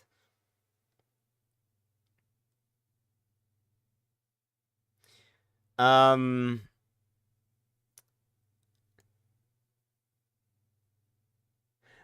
don't think in canon they've ever glowed, but I would definitely say that would be a cool thing that could happen. I don't think I've ever included them glowing. Yeah, I don't really think... I think they're just gemstones. I've never really considered making them glow, because I think they're just sort of an aesthetic detail, but who knows, in, you know, however long I might, like, come to the decision that they have some sort of higher significance, and that they, you know, they have some sort of power, but in canon, and in the current canon of Arthur 5, my Arthur universe, the stones have never glowed. It's just the blade that has glowed thus far. So yeah, so chapter 23, 24... 24 might be the third trial. 25... Again, it depends on how long I make each chapter. I always like to make each chapter, like, really long, considering you guys always go so long without a chapter. So I want to give you guys, like, real big, meaty chapters for you to sink your teeth into. But obviously, that just means they take longer. So I might see, once I get, like, if I get back into writing Arthur 5 on a regular-ish basis, then maybe I'll try and give you guys, like, shorter chapter lengths. So again, this does depend... Why does it say microphone in use by plutonium? It does depend on chapter length, but right now, so next chapter is 23, 24 depending on length,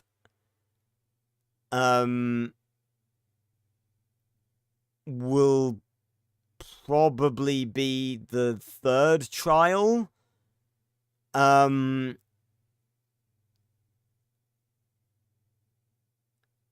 Then, so that's chapter 24.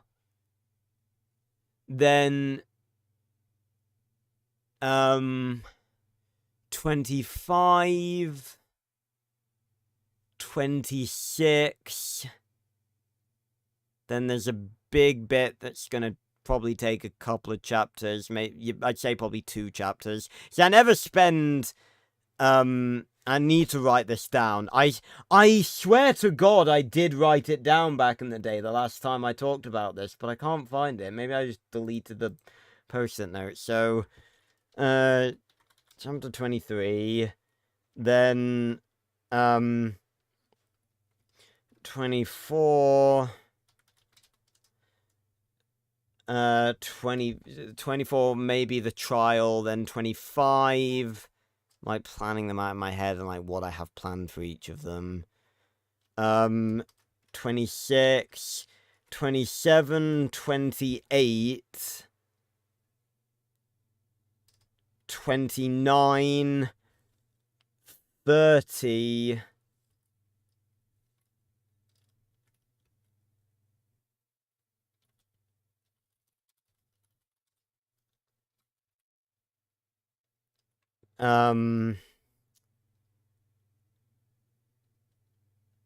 31, 32...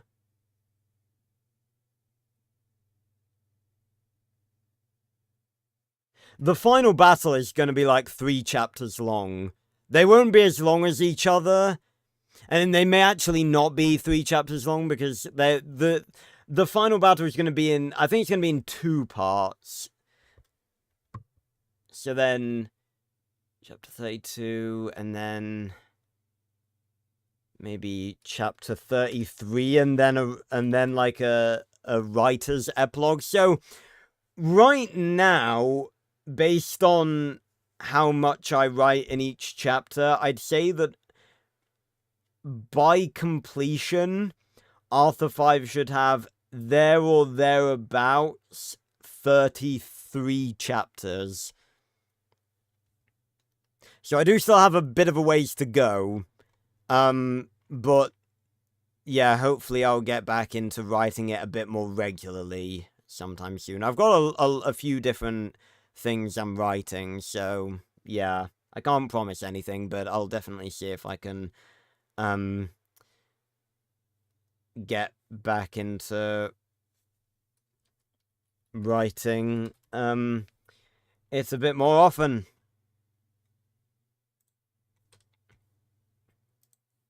But yeah, so there's still, even after, because the trial, the third trial is gonna be probably in chapter 24, and then there's like almost 10 more chapters after that. So it's not like after the third and final trial we're done with the adventure, because we're very much not. Something, because you would have thought, like, I don't want to give away too much, but something's gonna happen that acts as a little bit of a diversion, like a side quest, basically, for our heroes to do after the third trial. Okay, so we haven't got the Mark II, so we're gonna go pap the ray gun.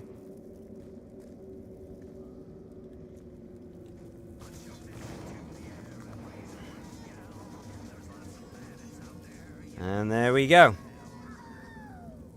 Bingo bango.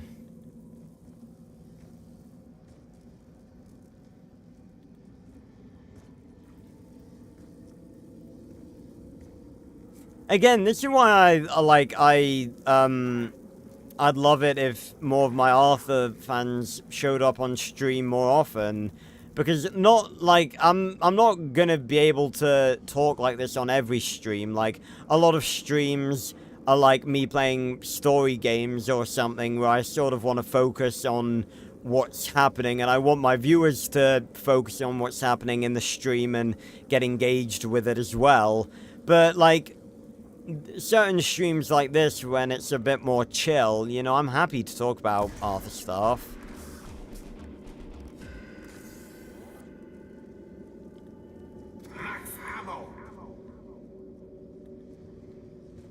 But yeah, I'm definitely still of the mindset about Arthur Returns, and that I'm probably not going to write that. But I will retain my promise that I will tell you guys everything that was going to have within it. But I still pertain to the idea that the story would have strained credulity a little bit. Would have been very difficult to believe, to make it work, if that makes sense. And it would have involved twisting certain characters and a certain level of disbelief that I think would have been a bit too much. Literally just for the purpose of getting the storyline to work.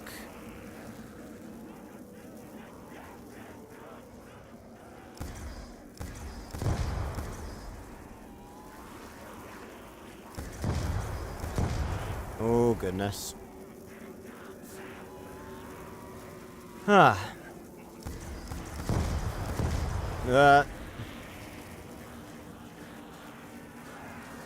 See, now I'm getting into a little bit more of a flow.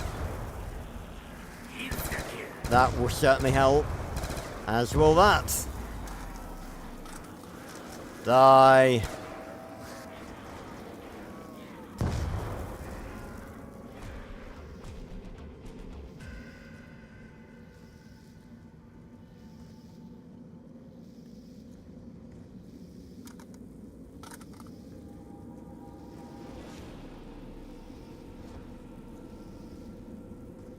What was the colour glow of the sword? Well, you for Arthur 5, you've got a few different options for that. You could go with the glow of the sword before it's broken, which was like green. You could make like a model of the sword where it's in pieces and make it like the fiery orange that it glows when Arthur's able to like recombine it for a few seconds every now and then after it's broken. I'll give you a little teaser in that at some point later in the story, I mean, I think it's not really a spoiler to say that it's going to get reforged. But once it's reforged, it's going to be glowing gold. So you could go with any one of them. I'd say probably the gold would probably fit the best.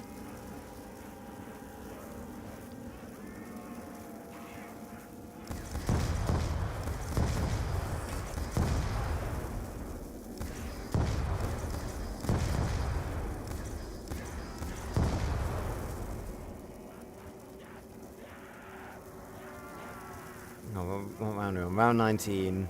Pretty sure this is where I died last time, isn't it? Gonna get that nuke, because I do not want to waste ammo if I can help it. Bada bum bum.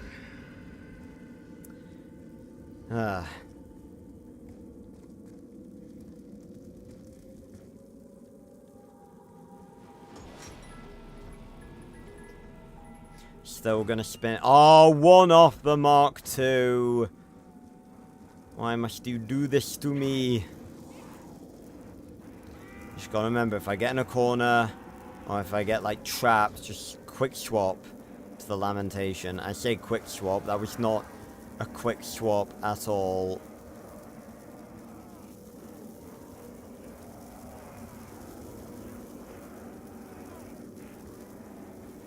Training on town is a ballsy move. Again, I always say that it's sort of the only thing that's a bit frustrating about like zombies maps like this is that there is a limit to how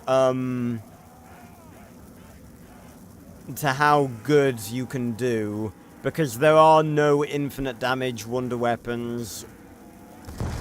I mean, sure, you can say that, you know, you can, like, shoot them forever until they die, but it's like, realistically, there is only so much you can do.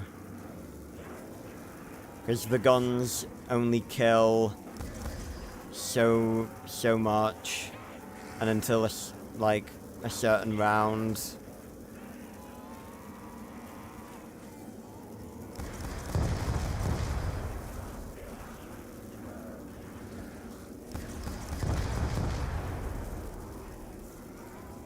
Again, I've got to decide what I'm doing for the 10th moon, like video-wise, now that Arthur's back in my library of videos that I'm making. I really want that max ammo. Fight my way. Oh, God. Reload, come on. Gotcha.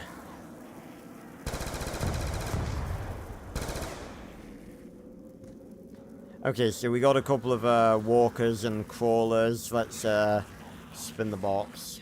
Might as well.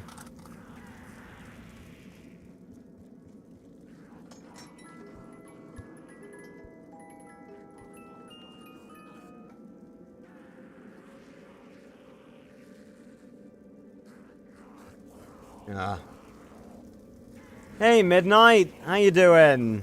Welcome. Welcome back.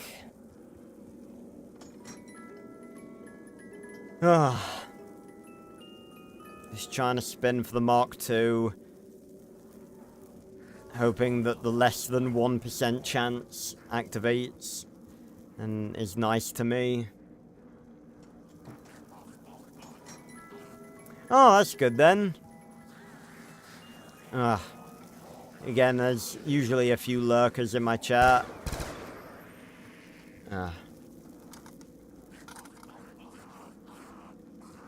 Yeah, I guess so, Abraham. I kind of feel that way a bit too.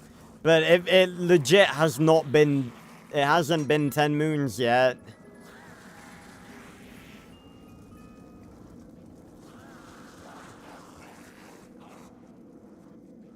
Not yet.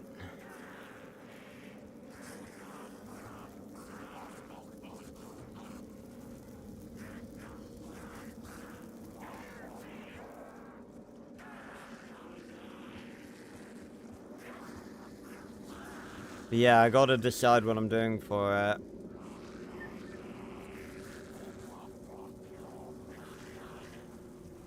I'm trying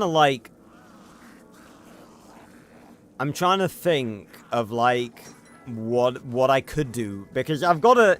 It's a bit different... No. Oh, fuck you, Richtofen. It's a bit different thinking about it now. Because, like, back in the day, I didn't have to worry about, like, copyright or anything.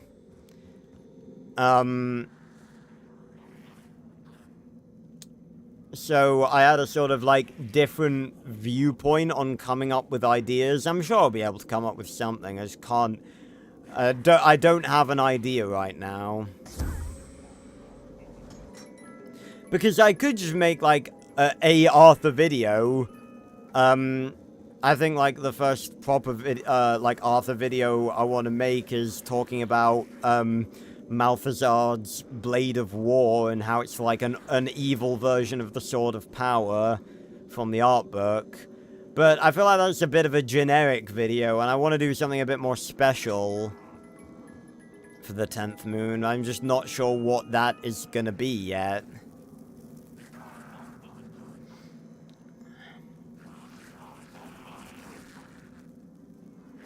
I was considering doing, my first time watching, Arthur Malediction, but, I kind of want to save that for Halloween.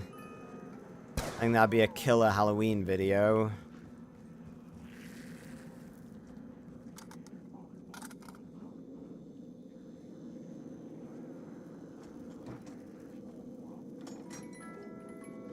And it'll be about damn time I watched that bloody thing, since it came out, like...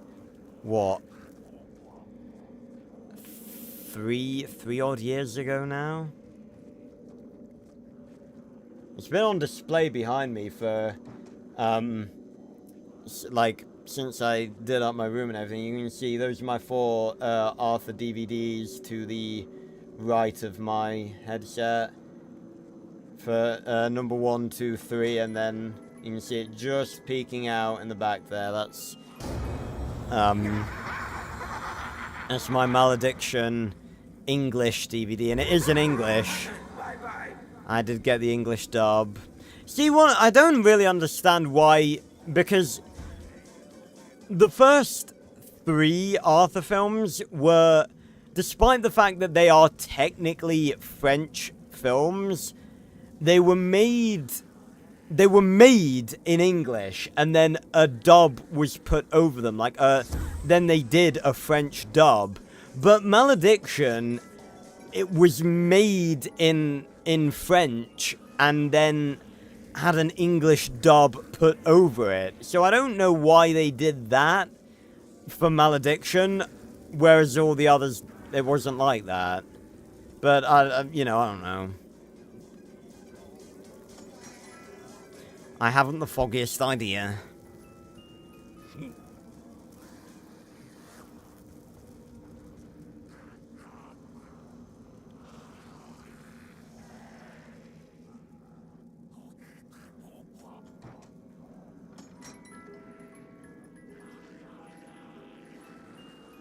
Alright, no Mach 2. We go the next round.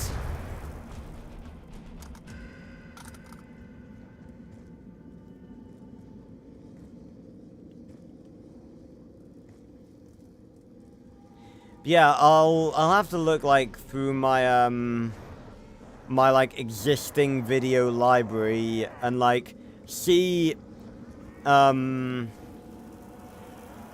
like, the sort of,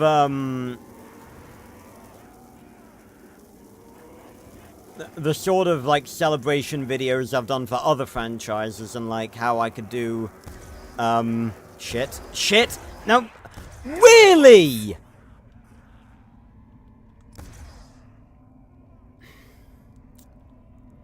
I fucking asked for it by going through those tiny little doors. Oh, God. I need to get out of here. Whoa, that was close. Fucking hell.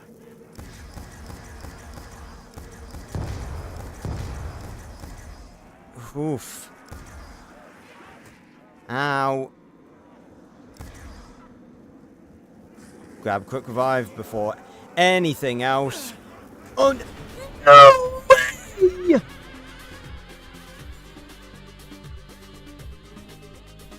Oh my god, that was such unbelievable bullshit. I had quick revive. I bought it. Oh my goodness.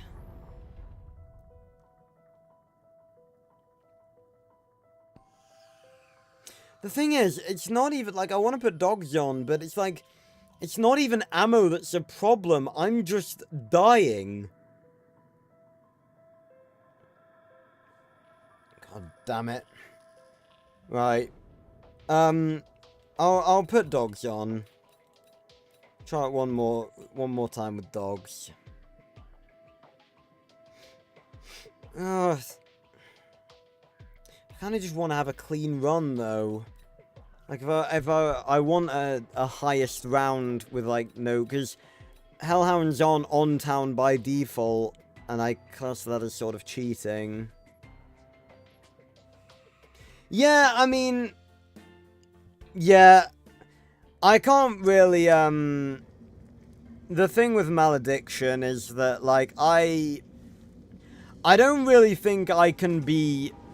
I don't really think I can be blamed for, like, generating more hype than the film probably deserved. Because, in all fairness, I don't think what I was suggesting was gonna happen was an unrealistic expectation. I don't think, like, even with the low budget that the film had, I think they still could have achieved a lot of the things that I was suggesting. I mean, I know roughly, like, what the plot of the movie is, just from, like, what I've seen and stuff, but I've not seen the actual movie itself. And I am looking forward to it. Don't get me wrong. And it is going to be one hell of an entertaining video. I can promise you that much. And I've still got to do the Malediction canon rewrite. Which is still going to happen. But obviously I need to watch the movie. I can't do the canon rewrite until I've actually seen the movie. Because, like, I want to take... I mean... I think I maybe could do the canon rewrite without watching the movie, but, like, I need to, I have an idea of how the canon rewrite is going to go already, but I need to know, like, the names of the characters, I need to know their personalities, so I kind of do need to watch the movie for myself before doing the canon rewrite, so that's gonna be a Halloween thing this year. This Halloween, you guys are gonna see the Malediction reaction video. So, yeah, that is going to be something to look forward to. And then I'll be able to get onto the Malediction canon rewrite. Which, again, I already have a decent plan for how it's gonna, like, pan out. And, like, how I can transform what the movie is into something more canon.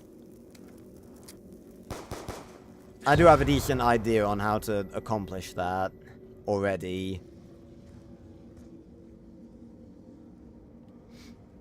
Yeah, again, I held out hope, and it's like, when that initial teaser trailer came out, and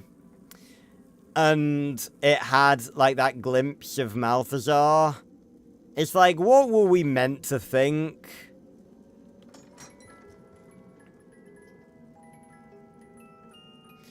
Because, okay, for once, the ballistic knife is actually a good thing to have, because it's round 2, and I can get 3 knife hits.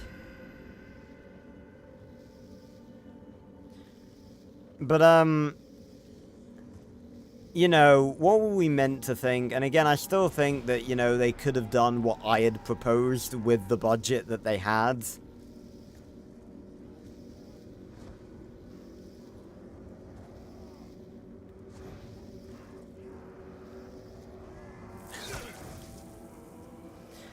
I'm a bit nervous, though, mainly because I don't like horror movies, and mainly because it's like, I know it's gonna be a dub, and not, you know, like, in English by default, so it's like, I'm almost scared to see how bad it's gonna be in terms of, like, dubbing.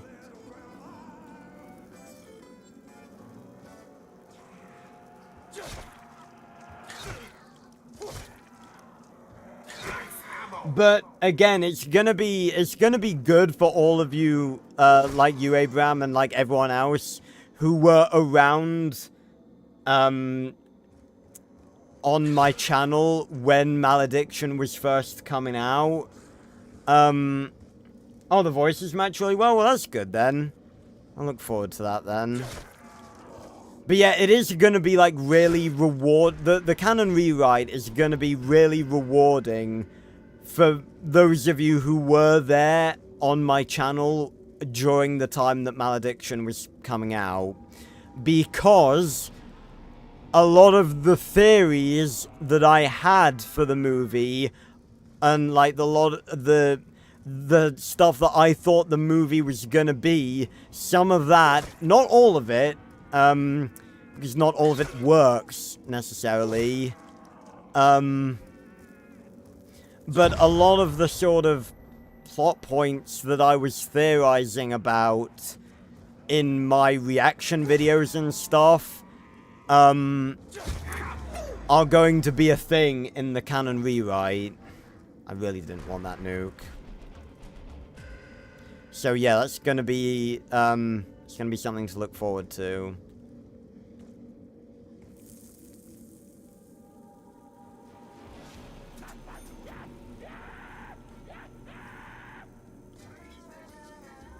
Yeah, the voice matches the appearance of the actors, yeah.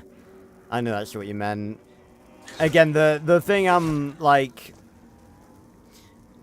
It's always, I'm always gonna be able to notice it, but it's like, obviously, the thing that's gonna be the most distracting is the difference in, like, lip movements, because obviously, the dub audio and what the actors were originally saying is not going to be the same, obviously. And, you know, there's not really any way around that.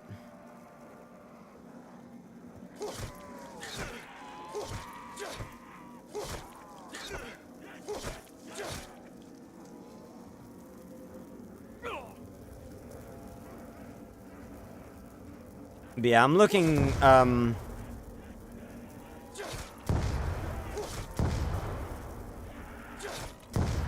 looking forward to watching Malediction just because it is technically another Arthur movie, even though it's not exactly... It's not exactly.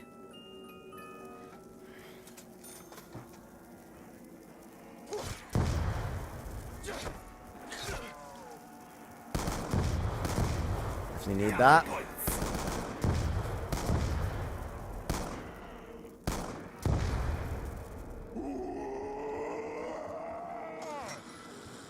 You know, it'll be good to see the, it'll be good to see the house and see... I'm sort of interested, again, obviously no spoilers at all, because, you know, I've come this far without having most things spoiled for me. But,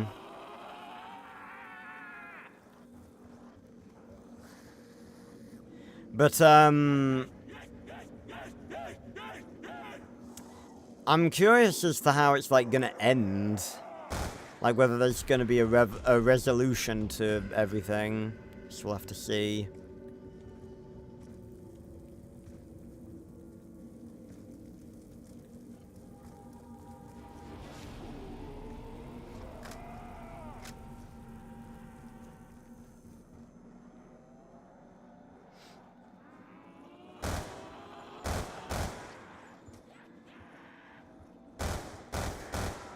But yeah, I am actually quite... Also, I think this is the first time I've used the Shicom in Black Ops 2, and I'm going to be honest, I've missed it. It's actually not that bad a weapon. It's not, like... It's not great, but it's not... I wouldn't say it's bad. Better than most of the stuff in Black Ops 1. Oh, God. Except when you get cornered with it. Let's not do that.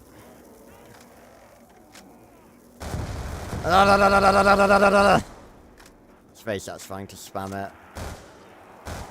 Oh god. Stop fucking about. Ugh. Oh my god, 2 carpenters?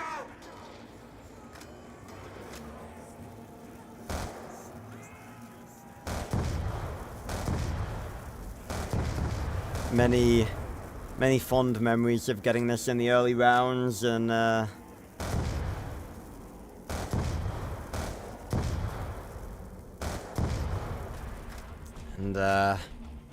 having fun with it. But yeah, I am looking forward to doing the canon rewrite because there's going to be a lot of... First of all, I think I've figured out a way with a little bit of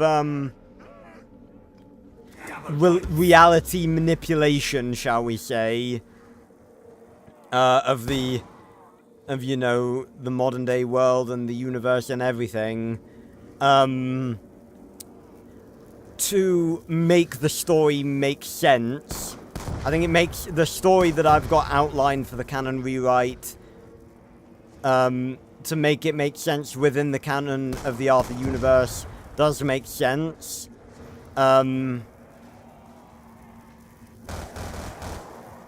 And I think, it's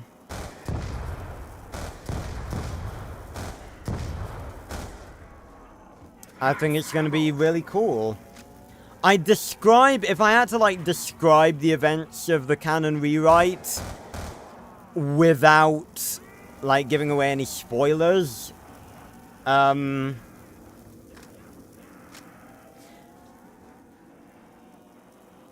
of course it feels nostalgic, you know, it feels nostalgic just because, you know, old times. And again, I still need to upload the rest of the older videos on there. Just haven't found the time. But, damn, yeah, I mean, I was like, how old was I? I was like 15 when I started writing Arthur 4. I'm 23 now. How time flies.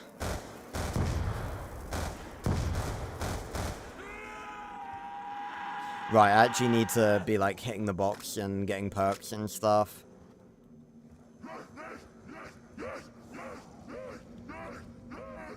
Oh yeah. Yeah, I started because that was back in 2018. I was I've got that. Yeah, it's 2019, 20, 21, 22, 23, 24, 25. Yeah, seven-ish years ago. But yeah, I was in my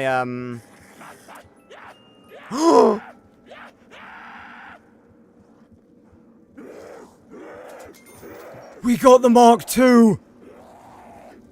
Less than 1%! Less than 1% chance, let's go! We got it! Oh.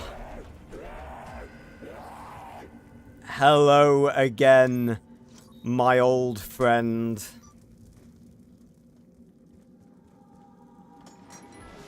Holy shit. Okay, this suddenly became a much better attempt. It's the Olympia.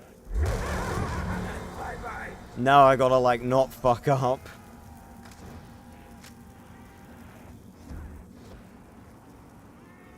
But yeah, because I wrote Arthur 4, like, really quickly.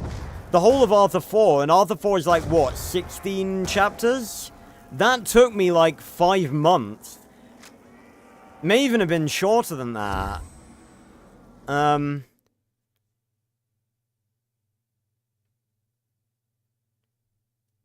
It's like 6 months-ish. So I'm pretty sure I started it in April, and I finished it in September.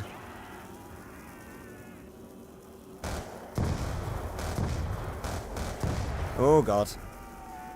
Yeah.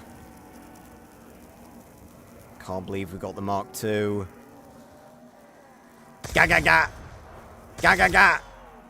Ga ga ga! Oh my god.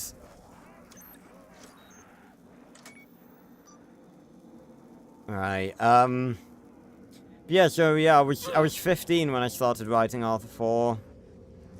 And I think I did a damn good job with it for a 15-year-old. 15, 16-year-old.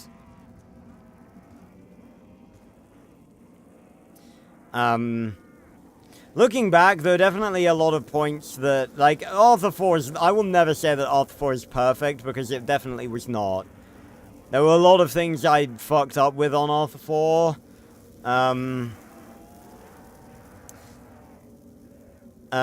You know, wasn't exactly a very... Well, I'd say the plot was good. The execution of said plot wasn't the best. There were certain, you know, certain bits of dialogue that I regret and that didn't sound that good or whatever. The structure of the story wasn't always the best. But I'd say for a 15-year-old, it was pretty good.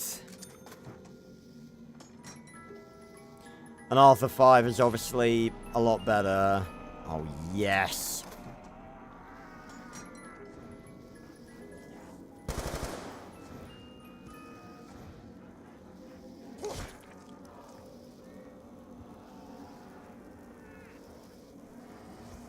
Alright. So if I can get the ray gun, that would be very, very good. Oh, goodness.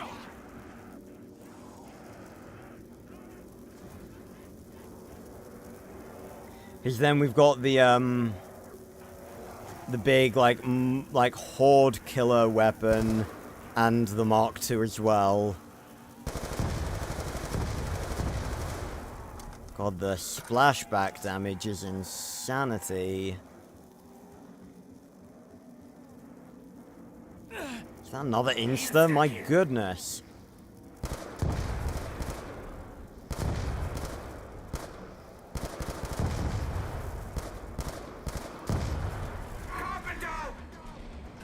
The funny thing with Arthur that I think about every now and then is that it doesn't really contain any characters that are, like, that powerful. Like, you can't really power scale a lot of people in Arthur because they're not really that powerful. Or, mainly due to the fact that we don't, like, I'd say the most powerful person in Arthur would probably either be Arthur or Malthazar. Mainly being because it is, like, slightly hinted at that they have powers that are sort of, that we didn't see. And the Sword of Power, which Arthur is the only one capable of wielding, or the only one currently capable of wielding, that we have been shown as being capable of wielding. You know, the Sword of 1,000 Powers, I assume that the sword... That's sort of the reason why I took Arthur, really wish I would have been able to get that. That's sort of the reason, oh,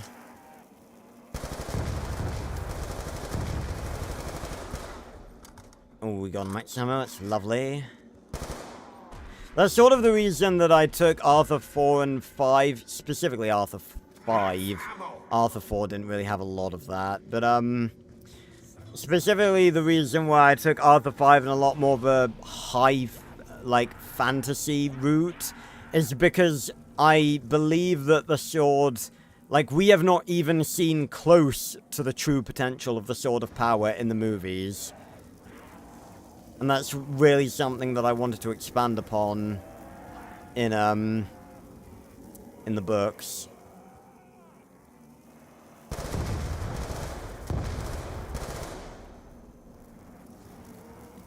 Well, no, I feel like...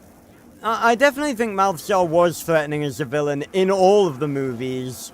I feel like his demeanor was weakened slightly by a lot of stuff that happened in Arthur 2 and 3. In Arthur 1, he's definitely an intimidating villain. I'd say he's still a villain in Arthur 2 and 3.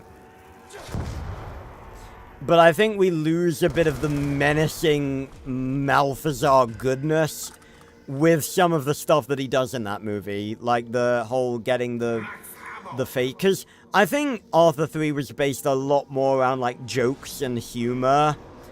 I'm not really sure why. Again, I'm not sure if the books are like that. Because I haven't read the third and fourth books that Revenge of... Well, I haven't read them fully. I haven't read the fourth book that War of Two Worlds is based off of. So I don't know if it's the same sort of style in the books as it is in the movie. But I think the problem with Arthur 3's variation of Malthusar is that I feel as though they tried to do character development for him, and they just did it in a very non-serious way that meant that we sort of lost a bit of his intimidation. I think it may have solely been down to the fact that Lou Reed voices him in the second one. I think if he had done literally pretty much everything he had done in the third movie exactly the same way that he did, but he was still voiced by David Bowie, I think he would have come across as far more intimidating, because David Bowie was just the perfect voice for Malthusar.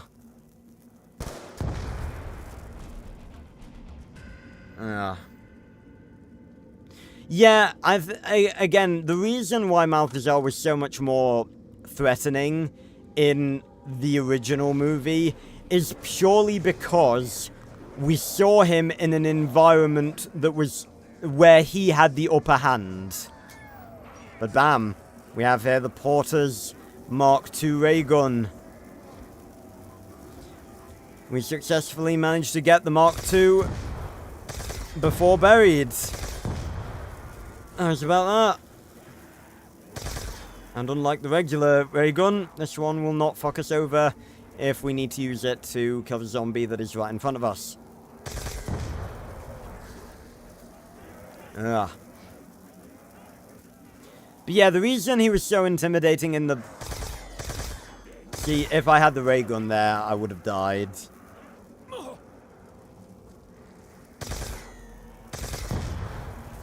But,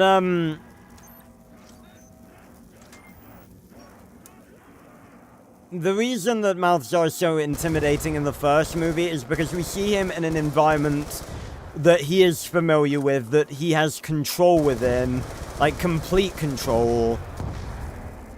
and because of David Bowie. Like, the combination of seeing him in a very unfamiliar environment where he is, like, basically constantly out of his depth. I feel like that combined with the new voice actor and Lou Reed, I won't say that Lou Reed didn't do a good job. I think he did. I think he was a good Malthazar. He was an alright Malthazar, but you just can't compete with David Bowie. So it was a combination of those two things. Oh, I tried to get 1, 2, 3, 4, 0 points, but I killed him. God damn it. Right, well, let's try spinning for the ray gun then. Probably should have kept him.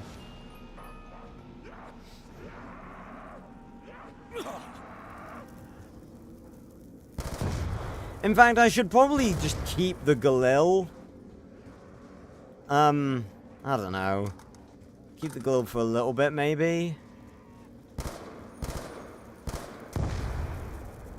Again, Mule Kick would be pretty handy right now.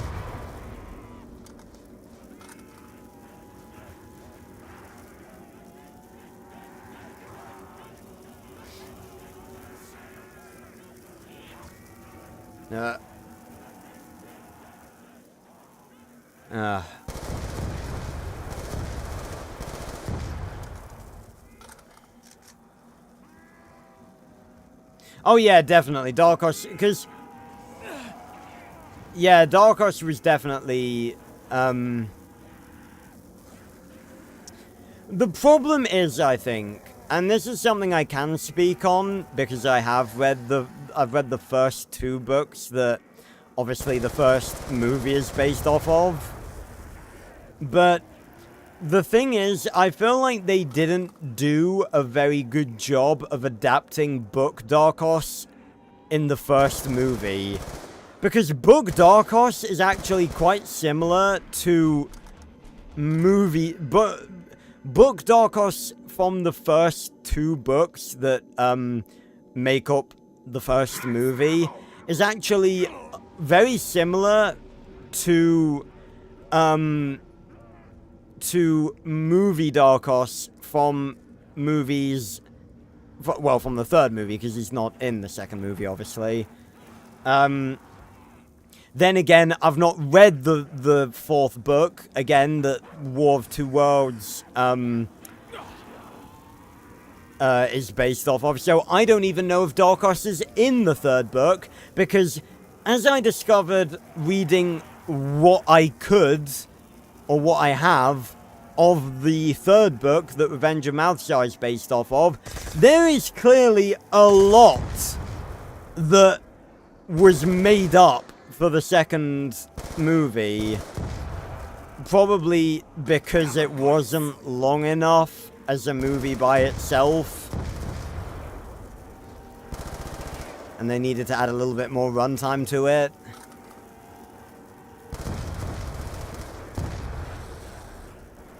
But like everything with Krob and the unicorns and everything like that, and Better getting captured by the unicorns, all of that is just not in the 3rd book.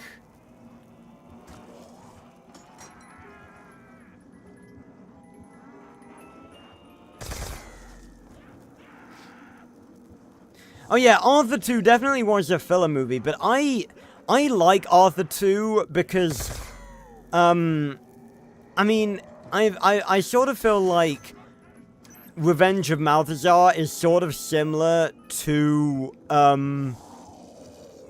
monkeys, yay. I think Revenge of Malthazar is sort of similar to Harry Potter and the Deathly Hallows Part 1.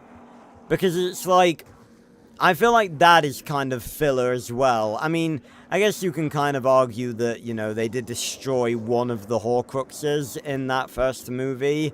And, you know, a few things happened, like them discovering that, you know, the sword can destroy Horcruxes and stuff. But then again, like, the sort of stuff that's similar to that happens in Arthur 2 as well. But, I sort of see them similar, because it's like, Deathly Hallows Part 1 is like, it's fine, but it's like, once you've watched it, it's like, do you need to watch it again?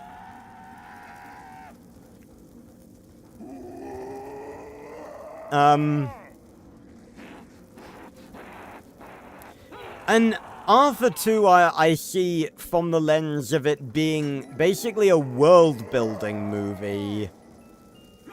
Because the reason why I like Revenge of Malthusar so much, and I'm a little bit biased, mainly because I didn't see Revenge of Malthusar first. Because Revenge of Malthusar contains the most stuff that I didn't see as a kid. Because you guys know the story, I saw Arthur and the Great Adventure, and that was Arthur 2 and 3 put together, and most of the stuff that was in Arthur 2 got removed in that version. Like, literally, there was probably only about a third of the stuff that was in Arthur 2 in Arthur and the Great Adventure, because most of the important stuff happens in Arthur 3, that is, like, completely and utterly necessary for the plot. I've talked about this before, obviously. I definitely will make a video comparing the two, for those of you who don't know. But it's like, Arthur and the Great Adventure, it didn't have the vine scene. It didn't have Arthur facing the trials of nature. That was not explained at all. He was just like, he just had the necklace put on him, and that was pretty much it. And then he ran off to save the bee. The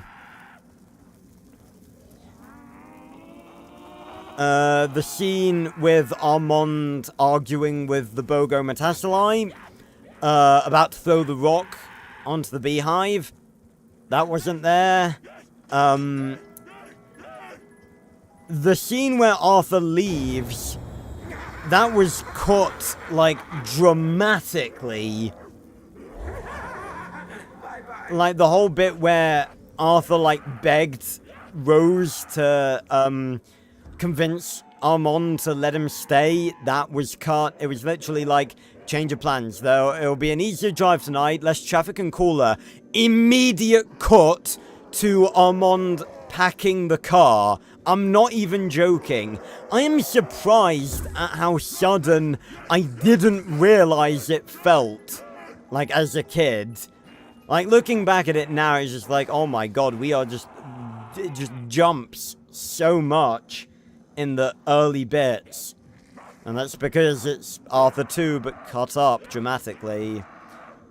But yeah, the vines, that's not a part of it, which creates a gigantic plot hole that young me was very confused about for obvious reasons. See what else is in there. The Paradise Alley scene is very much reduced.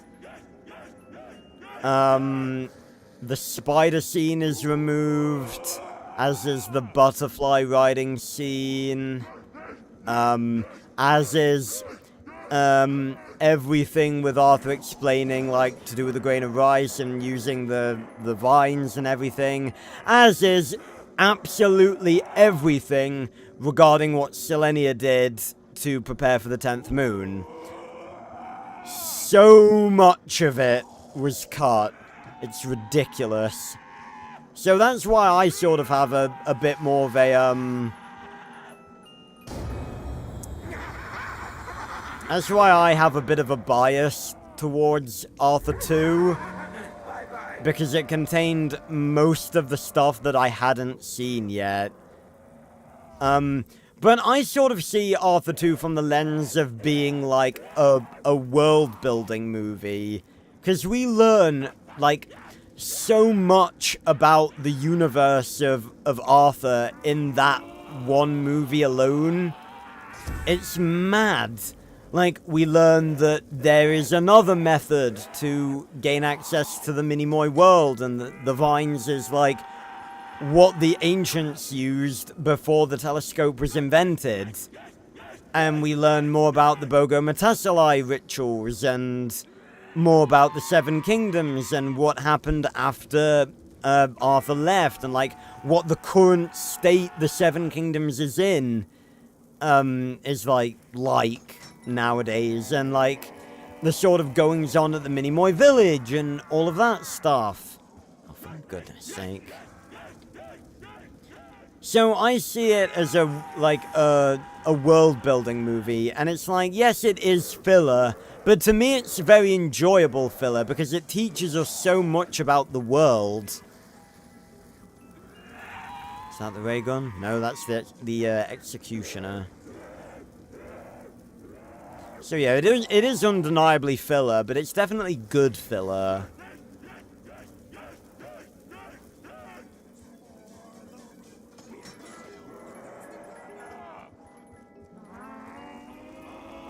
Type 25.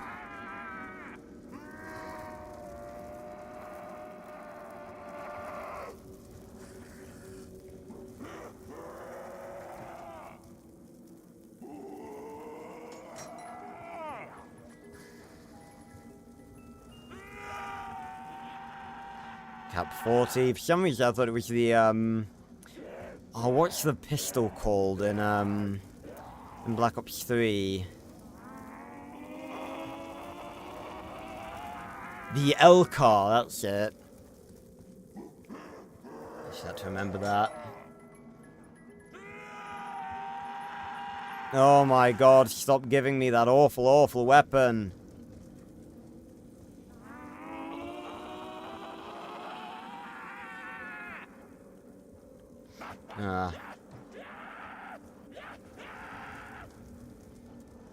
Hello, Tails team. Yeah, just playing a bit of town. Welcome to stream and welcome to the channel. We welcome, well, I welcome all fellow COD Zombies fans from the internet.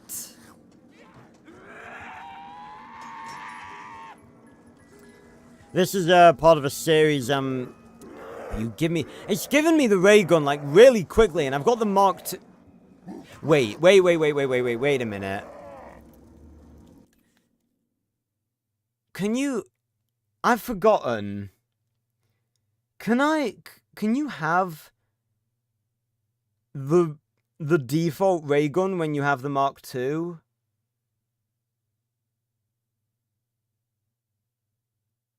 I feel like you can, right? Or am I can't remember. It's been a very long time.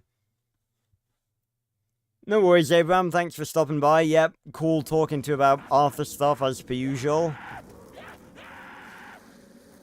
I genuinely can't remember if you can have the Mark II and the Mark I at the same time. I can't remember. I feel like you can't. I need to look that up, because that's going to drive me insane. Tried to make it to round 100. Yeah, I'll just casually do that. Let me whip out a few perkaholics real quick. Can you have both ray guns at the same time in BO2?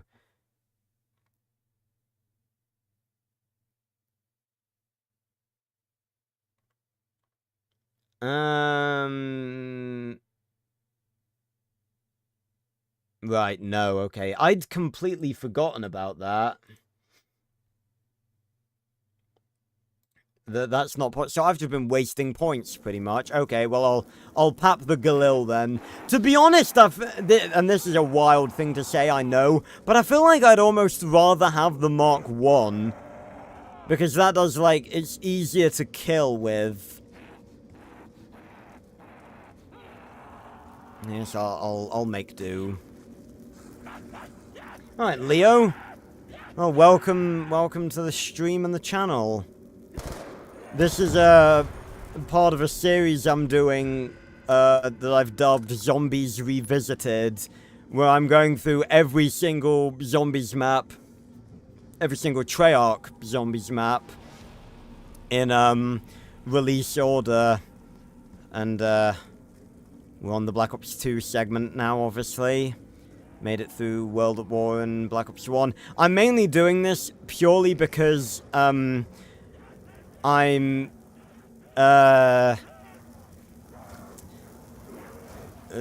hell. I make a lot of, different content on my channel. I mainly do, like, discussion videos and stuff on, like, the lore of different franchises that I really like. And COD Zombies is among them.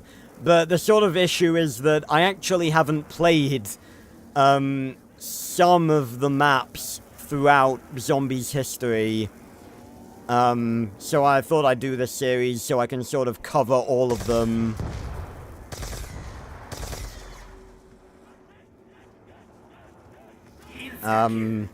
I hadn't played most of the Black Ops 1 maps, and most of the, World at War and Black Ops 4 maps.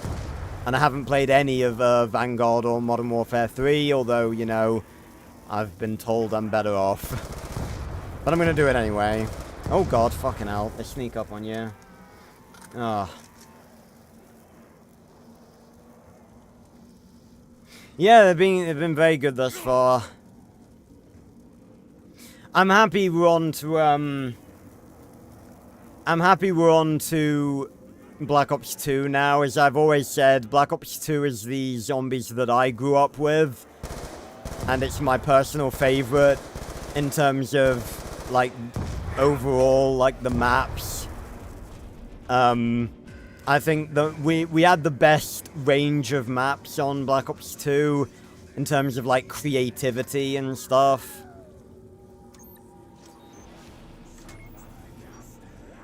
Have I died? Yes, Jason, I've died multiple times. This is, like, my third attempt.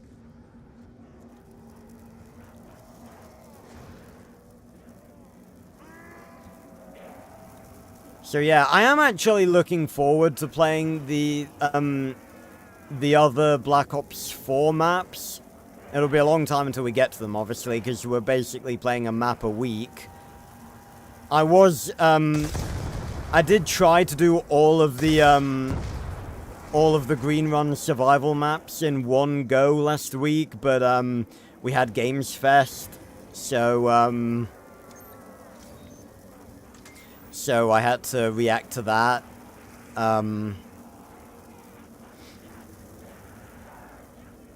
Jason, you will be silent, or I will go in detail to all of my lovely viewers as to how you got downed 50 times within 30 rounds of Grod Crovey.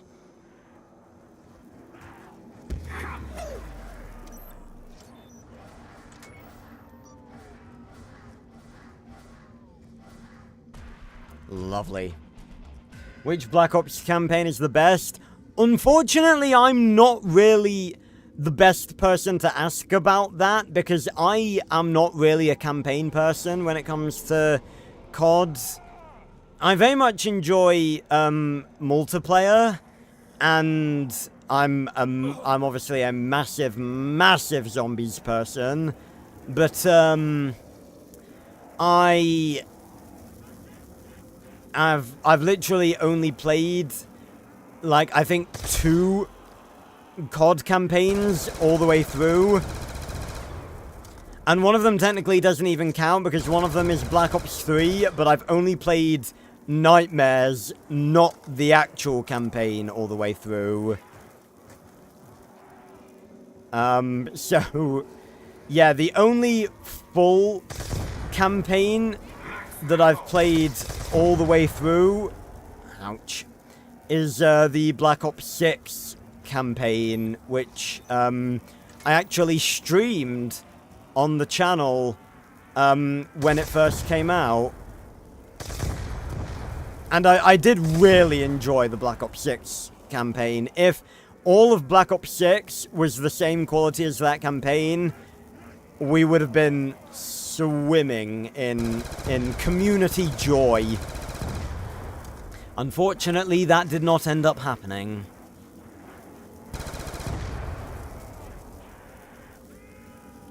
But yeah, not I've got nothing against the campaign. It's just not really something that I, like... It's not really something that I'm that into when it comes to CODs. But I did really enjoy the Black Ops 6 one. I had so much fun streaming that. But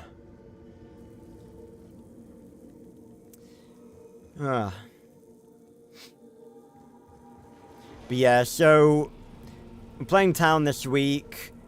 Then next Friday it'll be Nuketown, and then we can start moving on to the DLC maps. Well, you know, the proper DLC maps. And I'm looking forward to all of them. Particularly to Die Rise and Buried. Die Rise and Buried? Mob and Buried. I like Die Rise, but I'm particularly looking forward to Mob.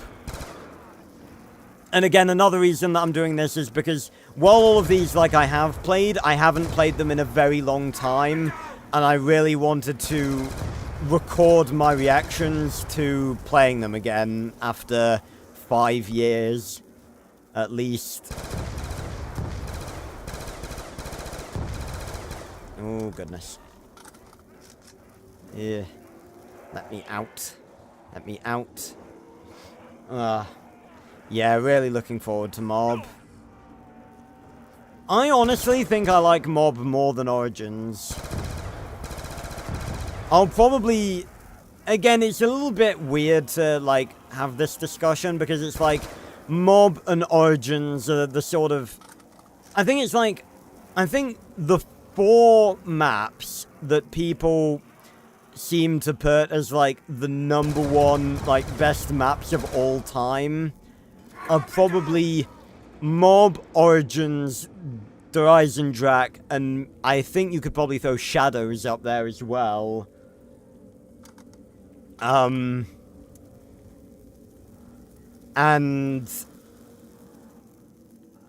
yeah, I think, I don't know. Again, I haven't played Black Ops 2. I think it's awkward because it's like, I really like Black Ops 3 Origins because it's a little more refined, you know. There's a certain jankiness that comes with Black Ops 2, like, obviously, World at War was very janky, like, you could touch a zombie and you get, like, sucked into their hitbox and killed. Black Ops 1 was a little bit better, but not by much. Black Ops 2 was a decent bit better, but it still had a bit of janky hitbox shit. And then I think Black Ops 3 is where they, like, fully refined it, so it was, like, not really unfair in terms of, like, hits and damage and hitboxes and stuff.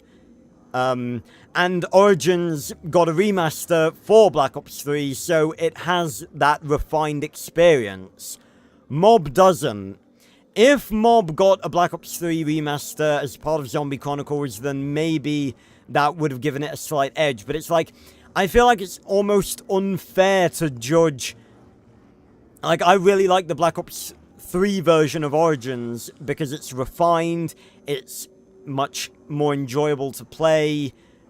But I feel like judging that against the Black Ops 2 Origins is a little bit unfair. Yeah, I mean, I like to, again, for those of you who don't know, I do have, some Discord servers. If you want to be kept up to date with, everything I'm doing on the channel, COD Zombies and otherwise, and you want to be automatically, pinged when, I touched the touchpad, if you want to be automatically pinged whenever I do a live stream or upload, then you can go join the casual Discord, in the description down below. And I also have a Discord server specifically for COD Zombies fans. So yeah, go join both of those. But yeah, I try to, because the Call of Duty Zombies fanbase can get very toxic and very unintelligent when it comes to, like, discussions and stuff. And I try my best all the time to try and nurture healthy discussions. I mean, if someone comes in trying to tell me that, that World at War is better in every single way than Black Ops 3, then I will, hire an actual hitman to murder their entire family. But apart from that, like, differing opinions, I do try and, like, help nurture healthy, you know, discussions and stuff. I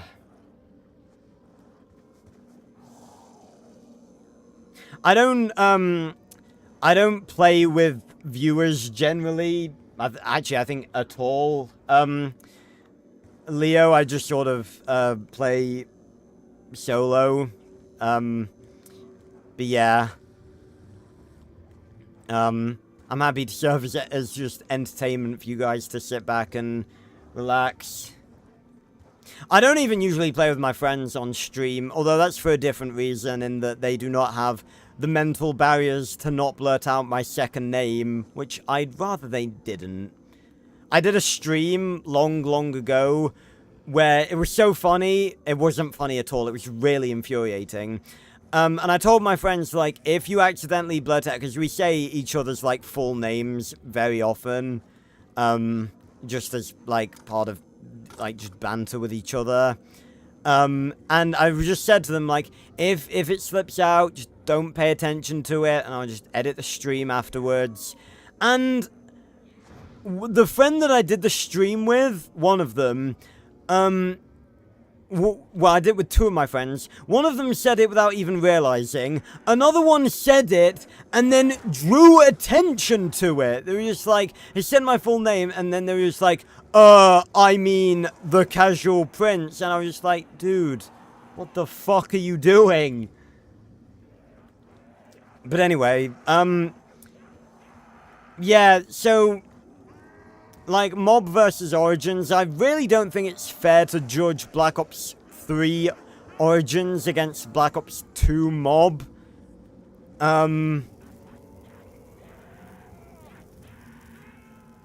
But,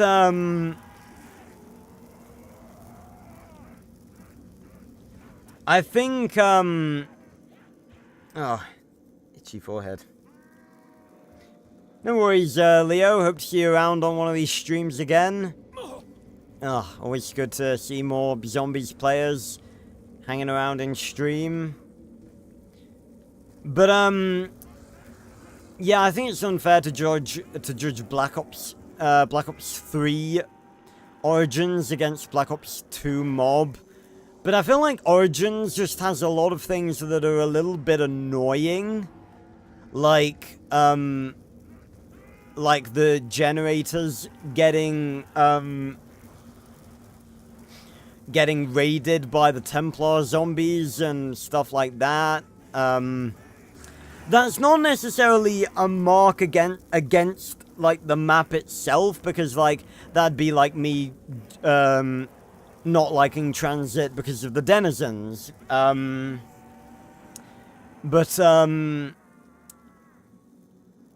And you guys know my views on transit and stuff, and how I think it's way overhated. Hello, Inside Reddit. Very peculiar username. Just having a discussion about Mob versus Origins. But yeah, I just personally like Mob a little bit more, I think. I think, like, Origins overall is, like, a better Zombies experience, because it's, like, it's got the 4 elemental wonder weapons. It was the first time that was ever a thing. Oh, sorry. My nose always itches when I'm streaming. You guys know this.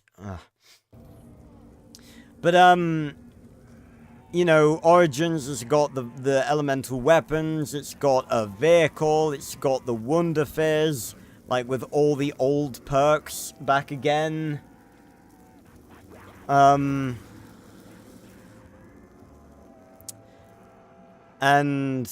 you know, lots of stuff to do.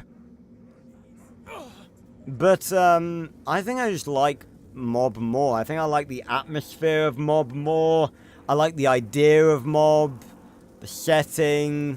the aesthetic. The music's pretty cool too.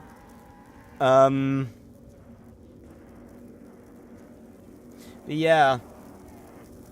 You really like Blood of the Dead? I don't know. I mean, as what I was saying a bit earlier, I'm currently my Friday live streams are part of a series that I'm doing every Friday where I play every zombies map in release order. And the reason I'm doing that mainly is to both capture my reactions to replaying maps that I haven't played in a very long time, and also play maps that I've never played before. And I've basically not played I've not played a few of the Black Ops 4 maps, but I did play Blood. I didn't play it very much, mainly because, like, I played Black Ops 4 for a very short amount of time, because I really didn't like how much was different with, like, the perks and stuff. But I think that, like, I don't necessarily think that Blood is, from what I experienced, that Blood is a bad map. I will be honest that from what I did play, like, I didn't like the weird, like, lockdown sequence you had to do to, like, get, like, along the walkway into the main part of the map. I thought that was, like, really difficult. And it's not really something I think belongs in a zombies map. But apart from that, I didn't really experience the map very much.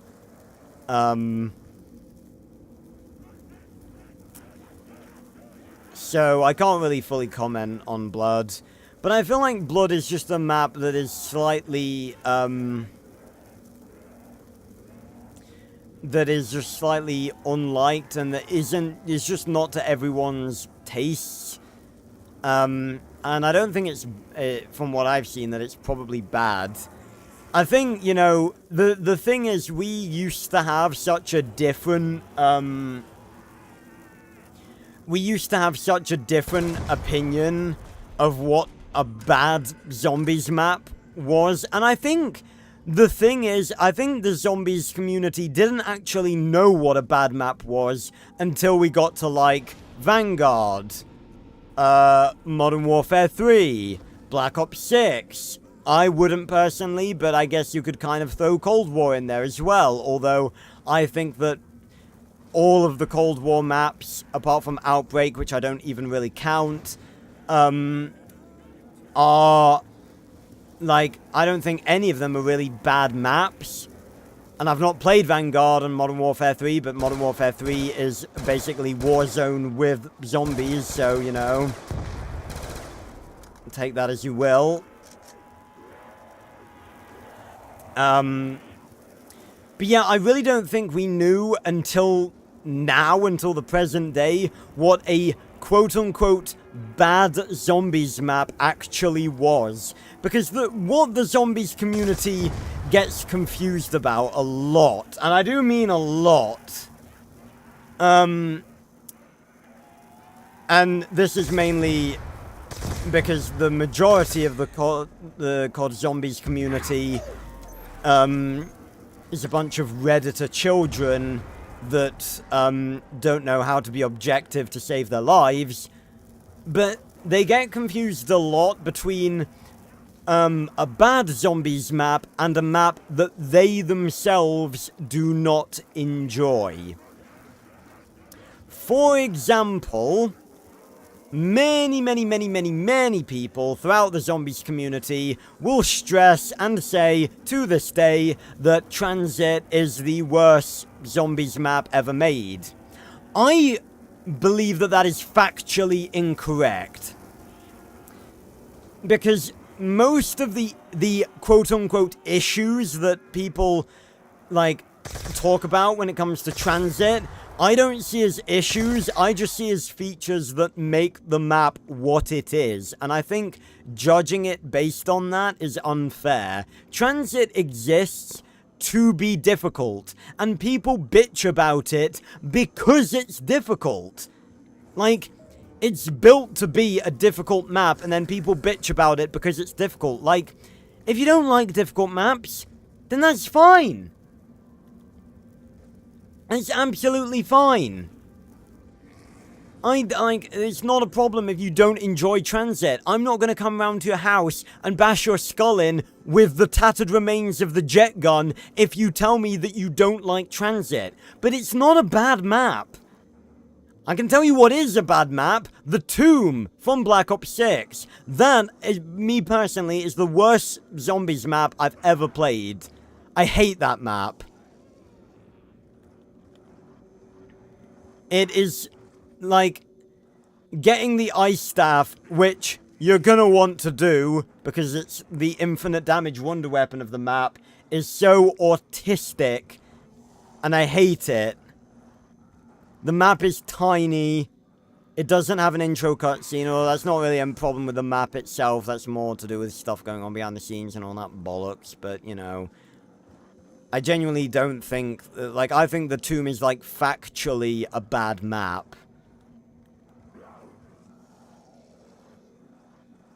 Yeah, apologies that I was sort of ranting for a bit and not reading your chat, Reddit. Black Ops 4 was rushed. I learned something actually kind of interesting not too long ago. In the reason that Black Ops 3 Zombies had such a strong launch with Shadows and the Giant, although, you know, the Giant isn't much, is because, and I didn't know this up until this point, it basically had the opposite that Black Ops 4 had. Because we all know that the Black Ops 3 campaign was very, very bad. It wasn't good. Well, I mean, I don't actually think the Black Ops 3 campaign was as bad as people make it out to be, but it definitely wasn't as good as all the other campaigns.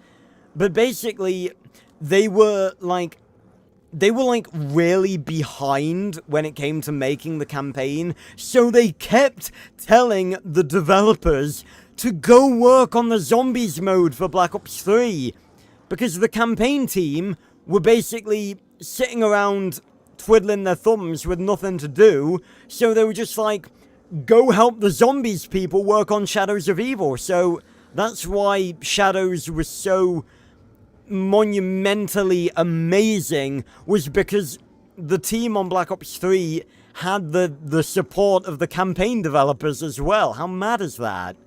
Whereas Black Ops 4 had the opposite problem, where they had a multi-year content plan that would have left the game with, I think, what was it, 16, 18 different maps?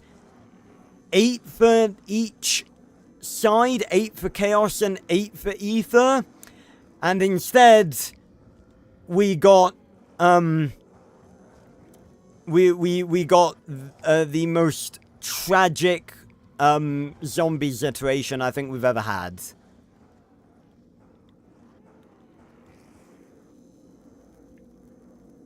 Oh, it was in, I think it was in an interview with, Jason Blundell.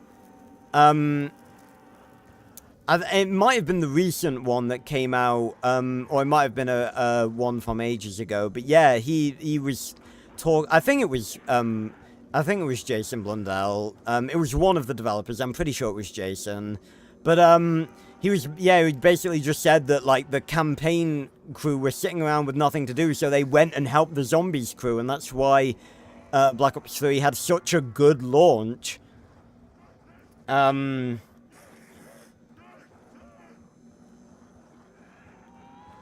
yeah, I tend to ask this to all new Zombies fans that hop into my chat. What's your opinion on the sort of direction that Zombies has gone in nowadays, Reddit? But, you're saying about only Black Ops 6 maps you like was the release maps. I don't know. I don't know about Black Ops 6. I'm very conflicted, because it's like... You know what's funny? Like, I thought I was, like, enjoying the Black Ops 6 maps, and I do enjoy Black Ops 6. I do like the Black Ops 6 maps, most of them.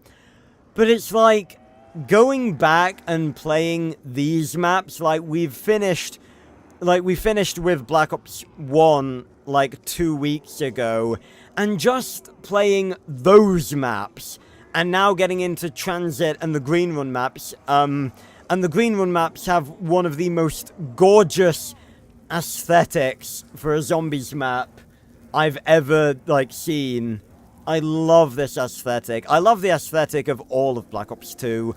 Like, you got the ruined, like, upside down, wacky-ass skyscrapers of Die-Rise, and, like, the purgatory prison of a mob, and the, like...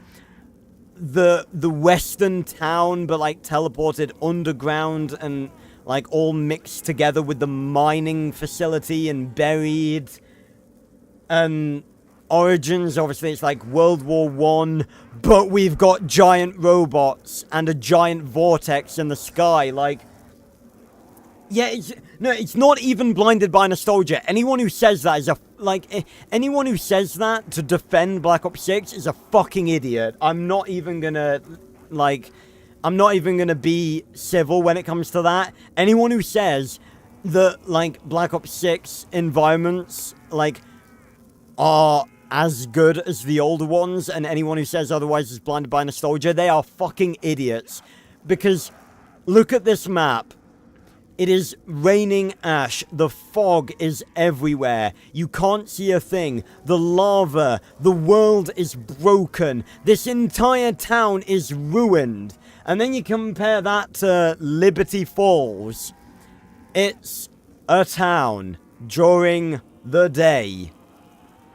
And stuff is slightly broken and bloody. And it's just like, is this really our zombies? When it comes to Black Ops, but yeah, it's like playing through this map is more than 10 years old. This is a 13-year-old game. That is madness. And the thing is, like I said, I thought I was like, okay, Black Ops 6, you know, is pretty decent. And then I go back and play these maps, and I'm like, yeah, no, it's really not, is it? It's really not. Like, the maps themselves are decent, but it's like, oh, what happened? Where did the creativity go? And the thing I'd argue, right? The thing I'd argue is that it's not just new era, like Dark Ether era zombies that is bad, because, like, granted, Vanguard, Modern Warfare 3, haven't played them, but I pretty much know for a fact that they're not that good. I've played every map of Cold War. I think that like, apart from Outbreak, because let's be honest, you know, Outbreak is just... You know, it's not really true zombies, is it? It's just a reused, like, Warzone map. Like it's not good. It's not good. It's literally just a Warzone map with zombies and like multiplayer maps with zombies enemies put on them. It's not zombies. But like most I'd say honestly, I'd say all of the Cold War maps, I'd personally say are actually decent in atmosphere. Like, I'd say maybe the weakest one, maybe either Forsaken or Die Machine. Like, I love Die Machine, but the snowy atmosphere is a little bit weak, but I still do love it. Like, Die Machine has, like, good atmosphere, because, like, yeah, the surface is, like, a snowy, ruined Nakda and Toten, but then it's, like, you got the underground bunker, and that is creepy, And you can go into the dark ether, and that is cool. Firebase Z, you've got this sort of like burnt atmosphere to it, and the dark ether shroud like around the map. Mauder Toten is fantastic, you know, it's set at nighttime in like a really ruined city, and you've got like atmospheric, just ambient details. Like the way you get Pack-a-Punch is by like fighting a disciple, and until you get there, they're just like sitting there like some sort of like sacrificial ritual has gone on. As for Forsaken, I'm really disappointed with how Forsaken turned out, because I know, again, it was another reused map, and I don't blame the Treyarch team for that, because they had to clean up Sledgehammer's mess, and they had their hand forced by Activision, as they have had for like the past however many fucking years at this point. But, at the same time, it's like, you know, like when you first spawn into Forsaken and you're outside the facility and it's all dark and stormy and raining and there's the giant dark ether vortex like above the facility. That is amazing. That is fucking glorious atmosphere for a map. And then you go inside into like the actual like fake town area of the map, and there's none of that. And it's just really disappointing. What's my opinion on Infinite Warfare Zombies? Unfortunately, I can't give an opinion on Infinite Warfare Zombies because I haven't played it. The only non-Treyarch zombies I've played is the first map on World War II Zombies. That's it, unfortunately. I probably will try it out at some point, though. Because, yeah, I've heard nothing but good things about zombies in Spaceland. And I like that Infinite Warfare Zombies, like, didn't take itself too seriously. No, haven't played Exo Zombies. Unfortunately. Mainly because it was DLC, and I just didn't buy it. Again, when I get a bit more money from, YouTube and, second job that I'm planning on getting, I probably will be buying all of these, like, older CODs and playing the zombies on them, just to see what I've been missing, just for the sake of it. But yeah, you're definitely right, Reddit, that, like, it's Activision basically sucking the soul out of, zombies, like, because the problem is they're trying to, you know, it's an obvious thing, they're trying to pander to multiplayer and Warzone players, and I just don't understand that. But going on to Black Ops 6, like, again, I thought, I was like, you know, these aren't, you know, the maps aren't half bad. But then I just look at, like, I play these maps, and I even play the Cold War maps, and, you know, they are using maps that already existed. And I'd say that some of the Cold War maps I probably enjoy better than the Black Ops 6 maps. Like, Terminus. Yeah, I'd say Terminus is pretty decent. Liberty Force is fun solely because it's a survival map. The map itself is not bad, but the problem is that they let us on with it. And, again, if for those of you who don't know, again, I do a lot of different, content on my channel, on different franchises that I like, and COD Zombies is one of them. And I pride myself on being, a COD Zombies content creator that makes content that's a little bit different to what a lot of other content creators make. when it comes to zombies. Like, I've got a video planned, I've been mentioning it for ages, where I basically come up with a remake for Liberty Falls. Not actually, like, making it or anything, because, you know, there are no mod tools or anything for Black Ops 6, and even if there were, I'm not a mod maker. But, basically, like, coming up with a better version of Liberty Falls, because, again, Liberty Falls isn't a bad map, but it's the fact that it was branded and marketed as another launch map when it wasn't. It was a bonus map. It had no Pack-a-Punch questline. It had a tiny Easter egg. And from the intro cutscene they gave us for it, like, they really clickbaited us with how epic we thought it was going to be. So basically, I've got a big video planned called literally just I Fixed Liberty Falls, where I basically come up with, like, new areas for the maps,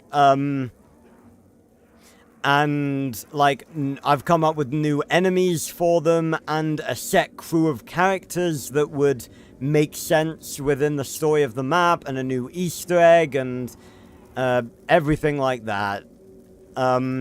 So I'm really looking forward to getting that video out.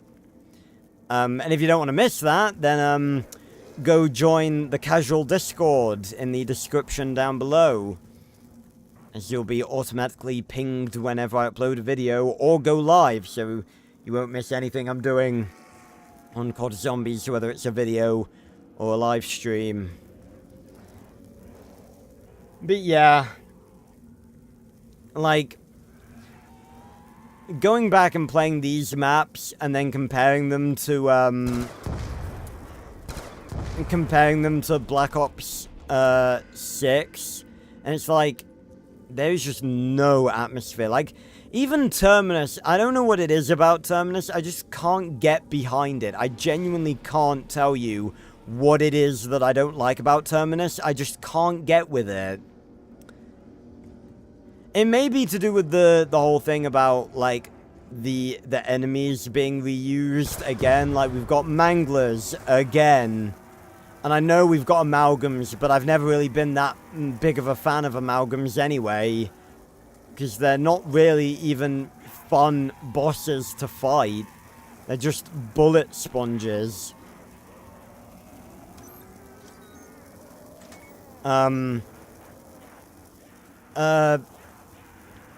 Citadel, it's alright. It's got a very cool Easter egg. I will give it that. A very in-depth and very good Easter egg. Definitely one of the better Easter eggs that we've gotten in Zombies for a while. But the map itself, it's like, we've got Amalgams back again, and we've got Doppelgasts, which are, like, yeah, they're a new enemy, but they're basically just fast Amalgams. They're really not that creative.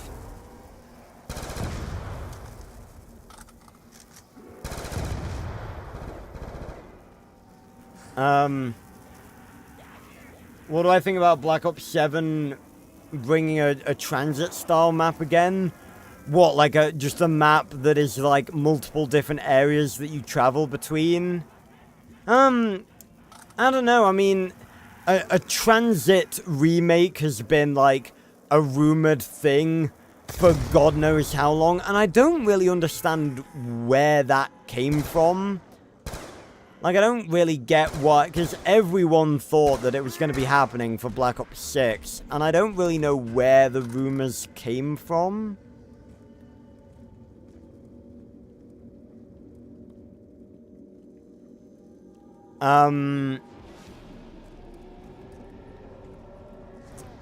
So,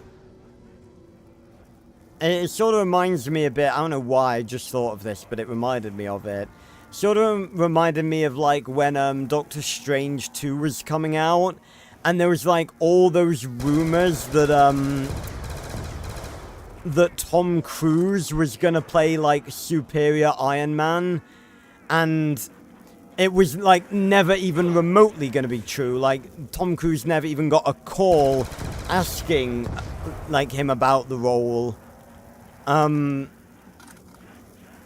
So I think it was, like, wild fan cast thing that just sort of spread and developed into something that people actually thought was gonna happen. So yeah, I don't even know where that came from or why people thought it would be a thing.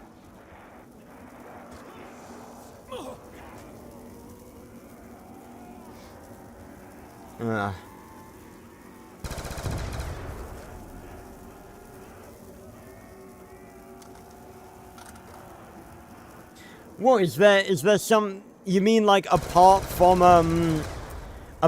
what they showed at like the reveal of Black Ops 7? Like, have they released something additional that I haven't seen yet? Because all I've seen is like the couple of seconds teaser that had zombies in it and like a dark environment that they released at like the Xbox Games showcase.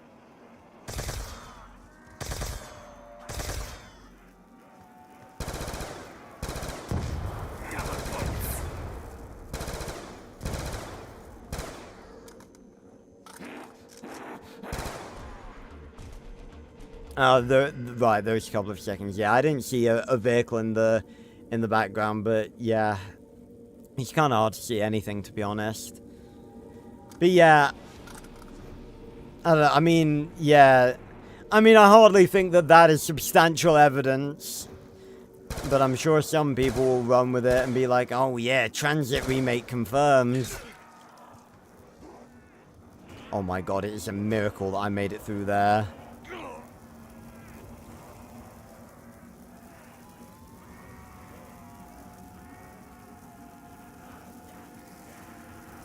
Well, yeah, obviously it was zombies, but, like, apart from that, we basically don't know anything. Like, I really don't think people should be trying to, gain anything from those couple of seconds, because it's like, you know, it's a couple of seconds in a dark environment. It's literally just them saying, yes, there will be zombies in Black Ops 7. That's literally all they're saying. I truly believe that, like, trying to discern anything else from that is, like, just reaching. I'll move out my way.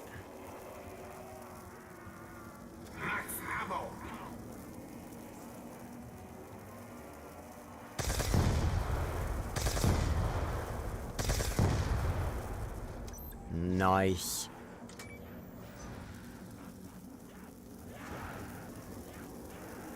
Pile of bodies. God, we got all of them. Oh god. Fucking hell. Whoa. Oh god, it's like not near the end of the round at all. Ugh.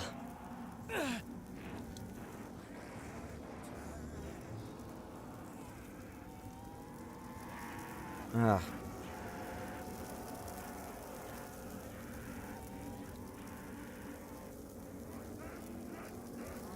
Really annoying that we're starting to get, like, just random walkers. They are really not helpful.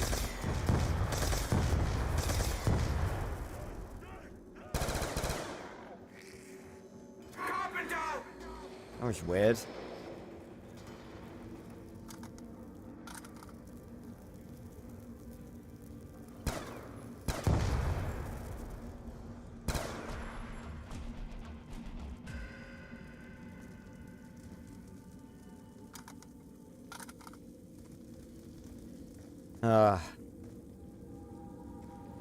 But yeah, the good thing about zombies is just that, like, obviously we still have all the old maps, and the thing is, thanks to Activision's arguable fuck up in terms of their own money-hungry, brain-dead practices of giving us mod tools on Black Ops 6, the zombies community will probably, like, eternally live on. Because, like, Black Ops 3 was, like, the perfect, like, midpoint of quality. Like, the Black Ops 3 maps still, to this day, look, like, great. And Activision, made the mistake of letting Treyarch give us mod tools for Black Ops 3, so we can make as many maps as we like, that are about 10 times better than anything Activision is going to force Treyarch to shit out for Black Ops 7, I can guarantee you. Oh goodness. Hello, my apologies for not being out, I'm just running around at the minute. Hello, Bakar. Yes, of course, questions are always, I'm always open to being asked stuff. Of course. Oh, reload the damn thing! Gotta, like, chain it, there we go. Ah.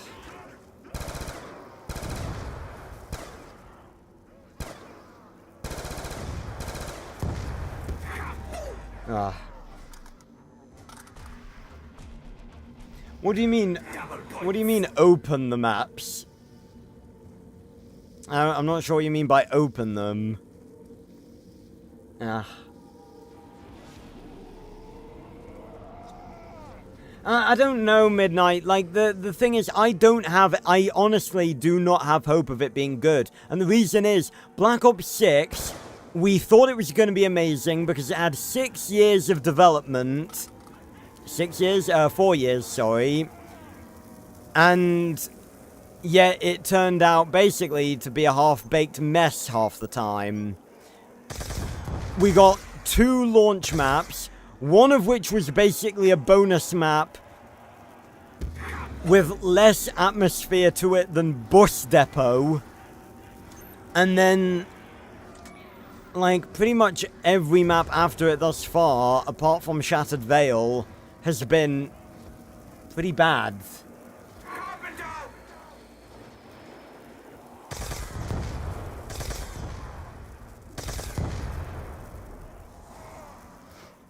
Ugh.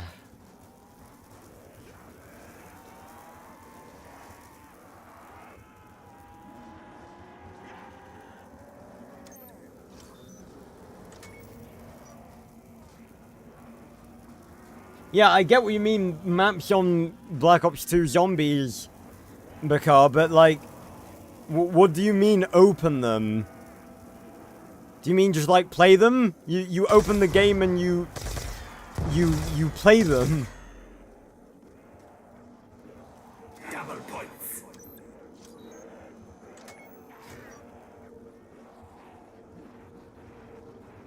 Yeah, I just don't, see it, like, being good. Like, the only way I see it being good is if they literally make it Black Ops 6 2. And at that point, why even make it, like, why even make another game?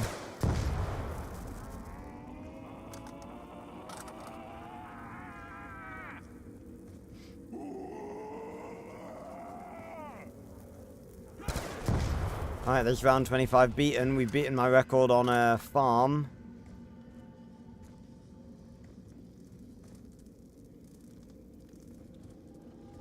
It is 30 degrees in my room, by the way. Oh god, my bloody hair is not looking good either. Ugh.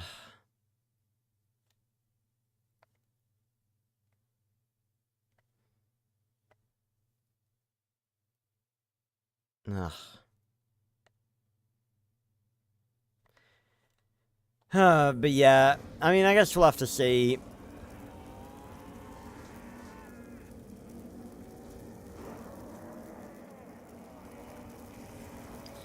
But again, I just don't see it being possible nowadays.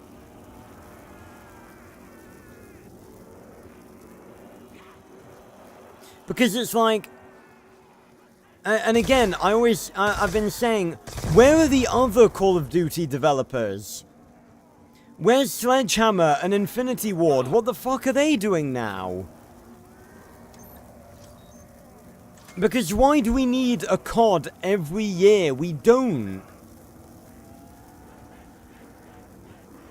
If they... Because this is what I don't get about Activision. They are, like, genuinely the stupidest publisher in the known world. Because it's not even just being greedy, it's being greedy and stupid.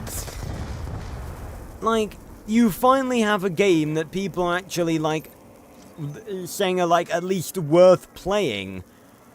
Which you basically haven't had since, like, from Treyarch, since, like, Black Ops 3.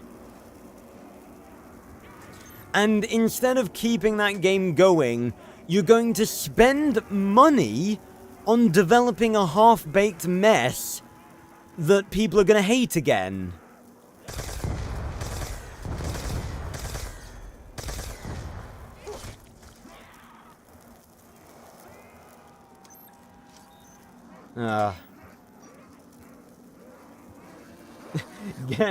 Get the new model today for the low, low price of a rushed job. Exactly.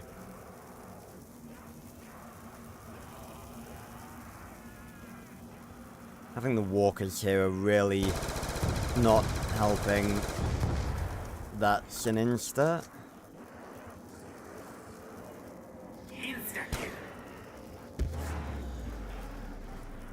And that way I don't have to spend any bullets at all.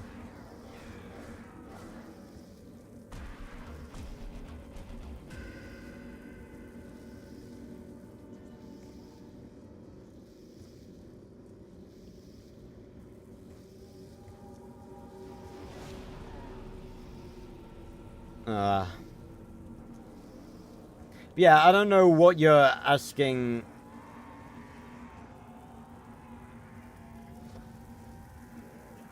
I don't know what you... I'm confused, Becca. I don't know what you're asking. You say, how do you open the maps? You open up the game and you play them. I don't really know what you're asking.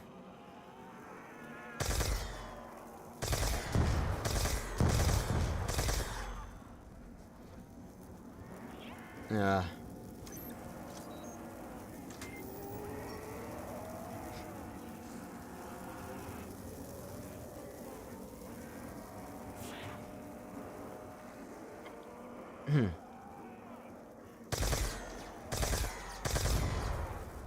Oh god, ow.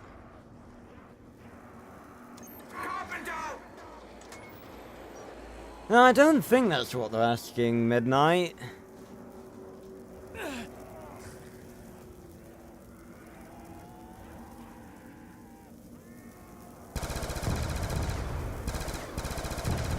Oh god. That one zombie did not want to die. I mean, his bald head was just taking every shot I could throw at him. What? Ah.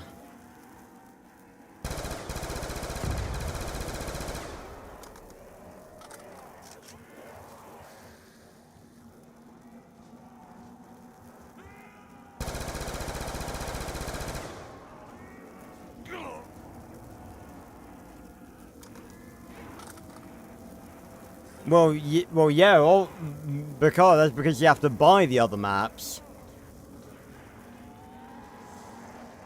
Because they're DLC.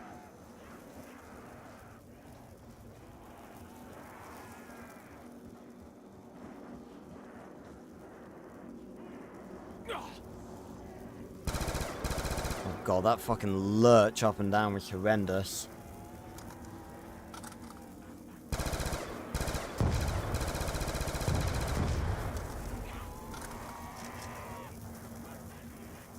Ugh.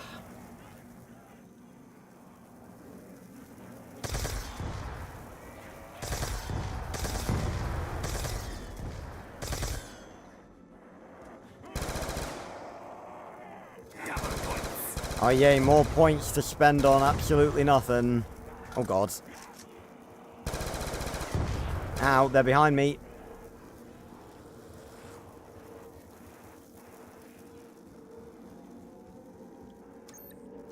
Come on, come on, come on.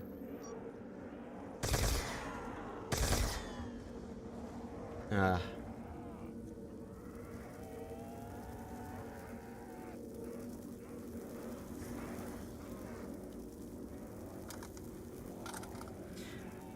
Yeah, I'm definitely gonna keep... I think I discussed this last week. I'm definitely gonna keep Fridays like my zombie stream permanently, because it's like there's always gonna be stuff to do when it comes to zombies.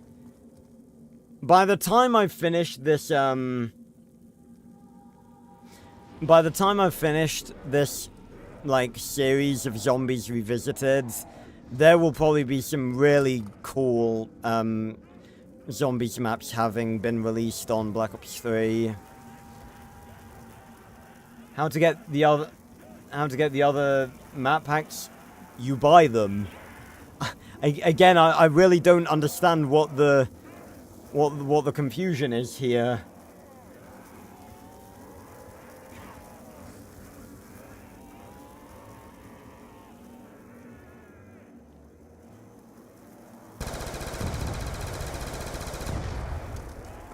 This is why I wish I had speed cola. Oof. Oh god.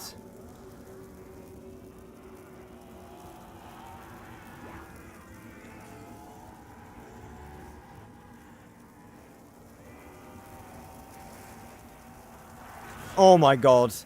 That was very, very close. Oh, Jesus.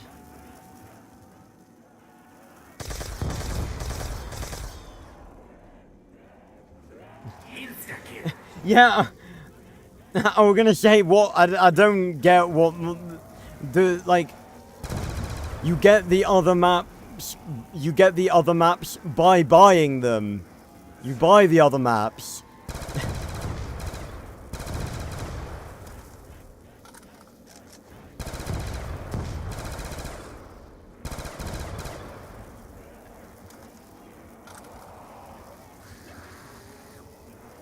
Ugh. Well, no, you don't get them for free because they're DLC. You buy them. They are paid map packs. Oh my god, that was very, very close. Ugh.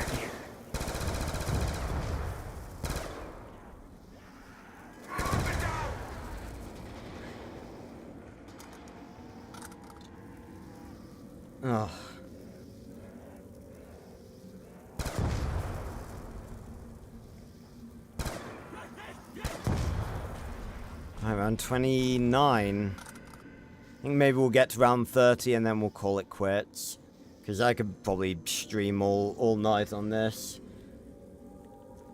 And I have stuff to do before I go to bed.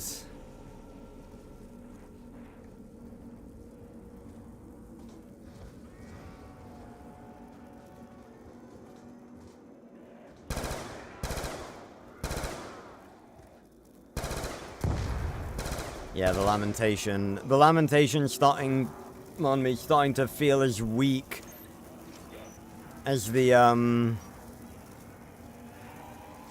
fucking guns from Black Ops 1.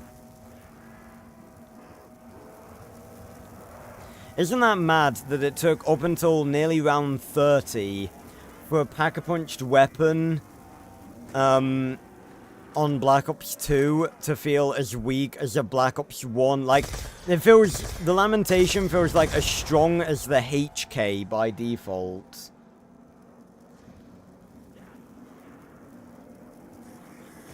Oh god.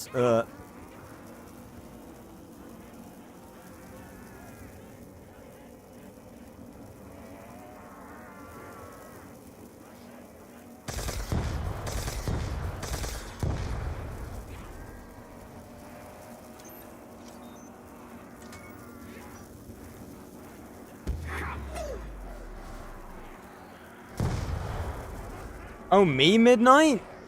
I don't really have an accent. I'm just... Well, I have a speech impediment. I mean, if that counts. I don't really... I'm not familiar with, different, like... I do have a specific... My mother always says I have a very specific British accent that, like, doesn't make sense. Because I wasn't, like, raised there, if that makes sense. But no, I'm just a boring old British boy. No, Bakar, there's no way to get the maps for free. You buy them because they are paid DLC. That's what you do, that's how you get them.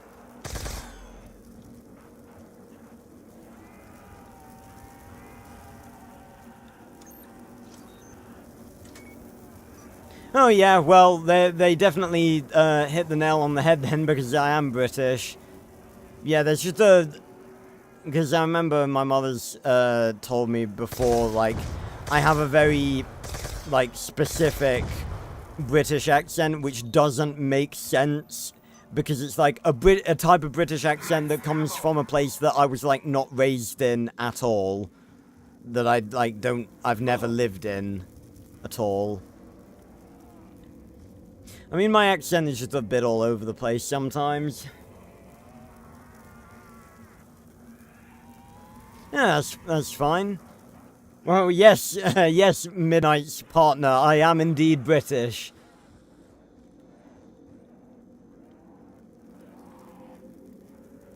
That's the thing, that's the thing that I have a bit of envy with, but, like, other people, because it's, like, some other streamers are, like, from other countries, so they, like... They almost have the right to do, like, accents and stuff, but it's like, I enjoy doing accents, but it's like, it's almost a bit, not, I wouldn't say it's offensive to do accents, but if you're doing accents, you're doing them to be funny, and I feel like that's a bit offensive to the actual people who have that accent. So because I'm British, I've just got a boring-ass British accent. I suppose I could do the stereotypical, like, oh yes, what ho, and all that bollocks. Do a proper British accent. So, yeah, I guess I've got that. Oh, fair enough, Midnight. Yeah, I'm solely British, born and raised.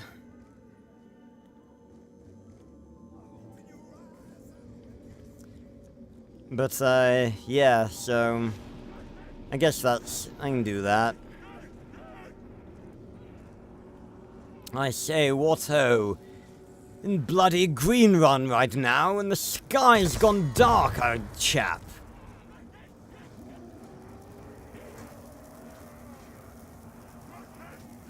You know what, I did say this when I was playing it, but, oh dear, oh dear.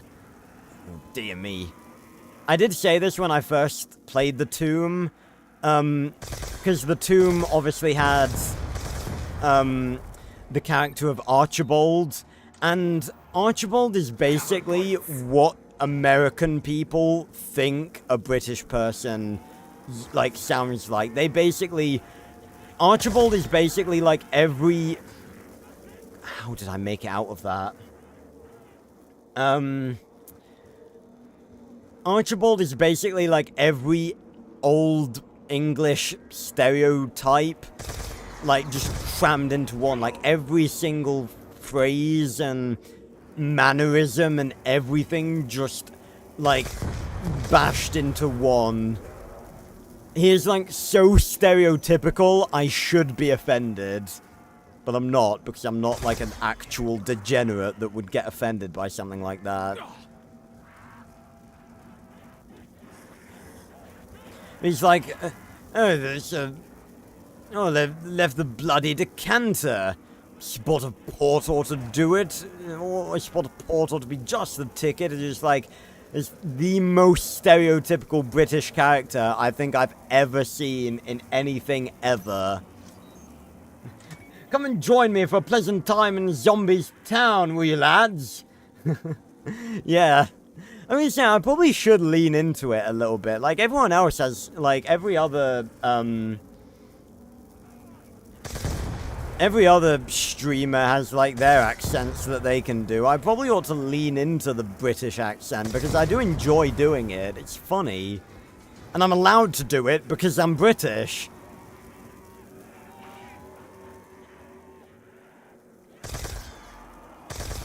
That can be a change I lean into. Oh, there's a max ammo. Oh, hello. Hello, fellerinos. Coming through. Oh. I am proud of myself. There are a lot of, I definitely have gotten a lot better since I last played this map. There are many sticky situations that I would not be able to have gotten out of had I played this back in the day.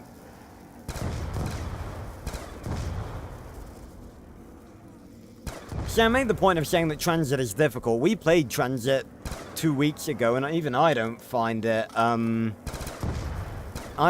difficult anymore, really. Yeah, I don't really play with viewers, Bakar.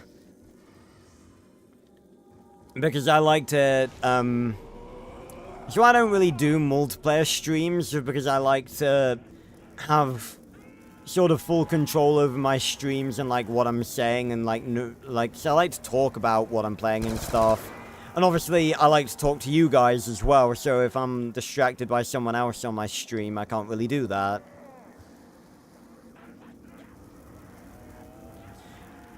Yeah, have you realized that I have not gotten downed once this game? I may have just jinxed it. Touch wood, hopefully I haven't.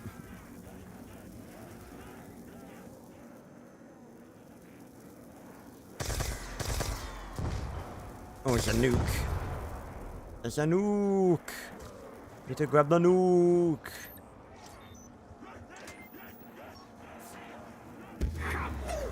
Yeah, not this game. Previous two. It was the Mark II, man. It gave us good fortune. It's like, even if you're a zombies player that's played for, like, years, you will have, like, off days and stuff. You will have off days and off games and stuff. It happens.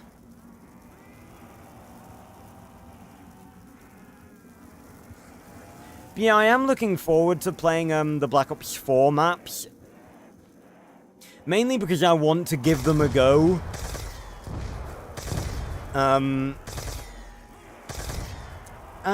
in a weird way, I'm actually looking forward to playing Vanguard and Modern Warfare 3. I know they're not going to be anywhere near as good as this, but at the end of the day, they're still fresh zombies experiences, and if the, you know, like, even if they are bad, you know, we can have a laugh. We can have a laugh with it.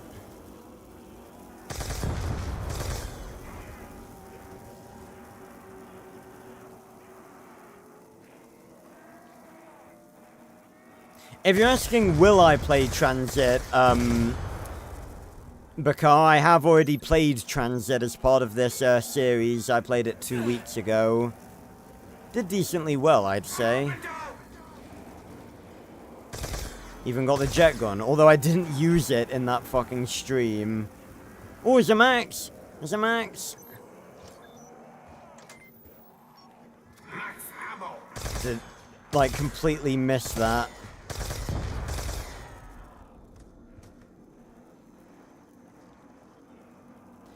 All these guys walkers? God, why doesn't the Lamentation have more ammo? What do you mean, what's left for this COD Midnight? Like, what have we got left to play on this, this game for the series? Oh, we've got to 100,000 points. Let's go.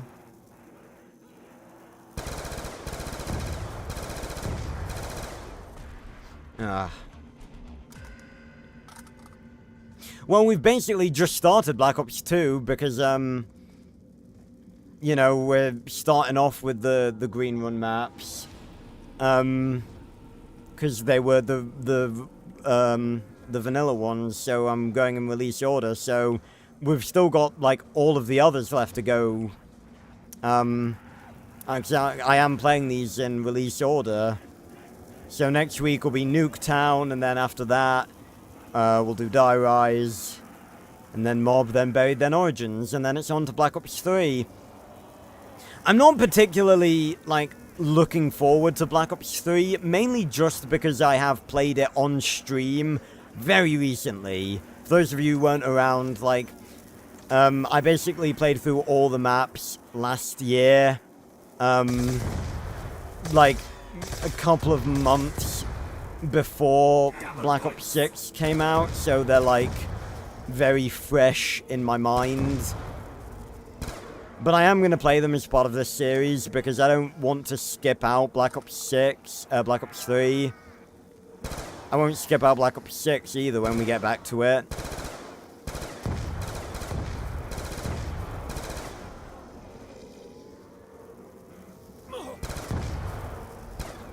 Of course, that was the time to run out.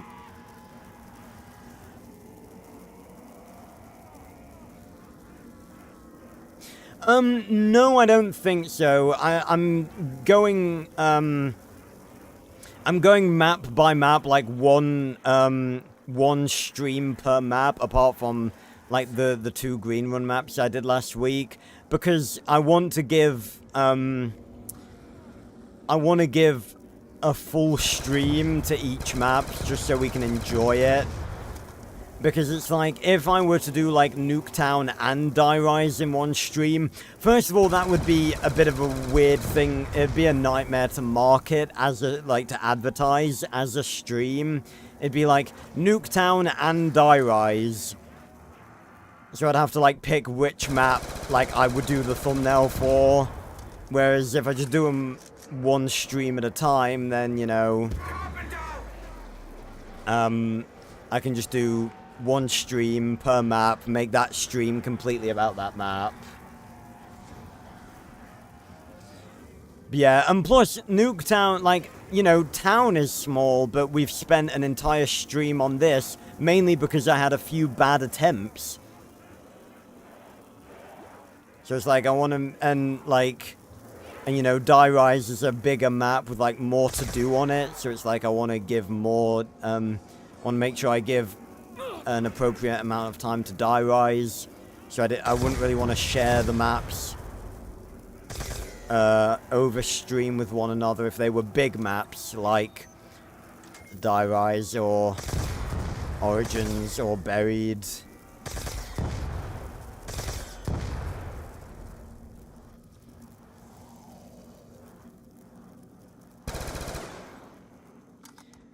Ah. No, Bakar, I'm British. If you missed the whole spiel I did, like, 10 minutes ago about me talking about having a British accent and being British. No,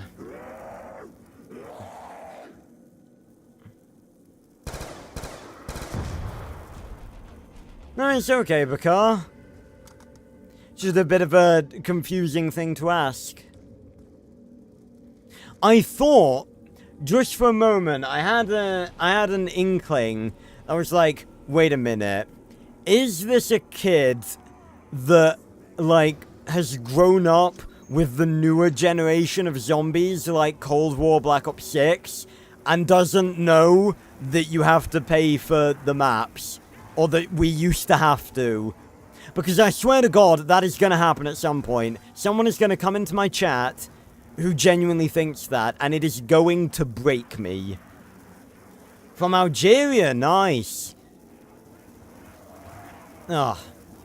Again, part of me, like, wishes that I came from somewhere, like, exotic. But, you know, England is, You know, definitely not the worst place to live. Insta-kill. Definitely better here than America. At least we have free healthcare.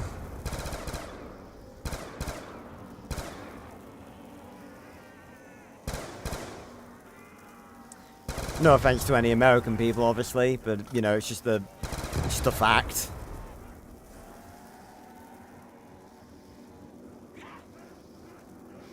Oh, fair enough, Bakar. Yeah, I get that. Well, that's why I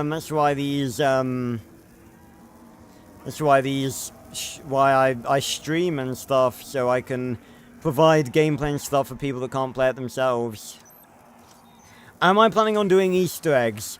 I probably will at some point, midnight. Again, I did consider, considering I'd, like, played the Black Ops 3 maps recently, that,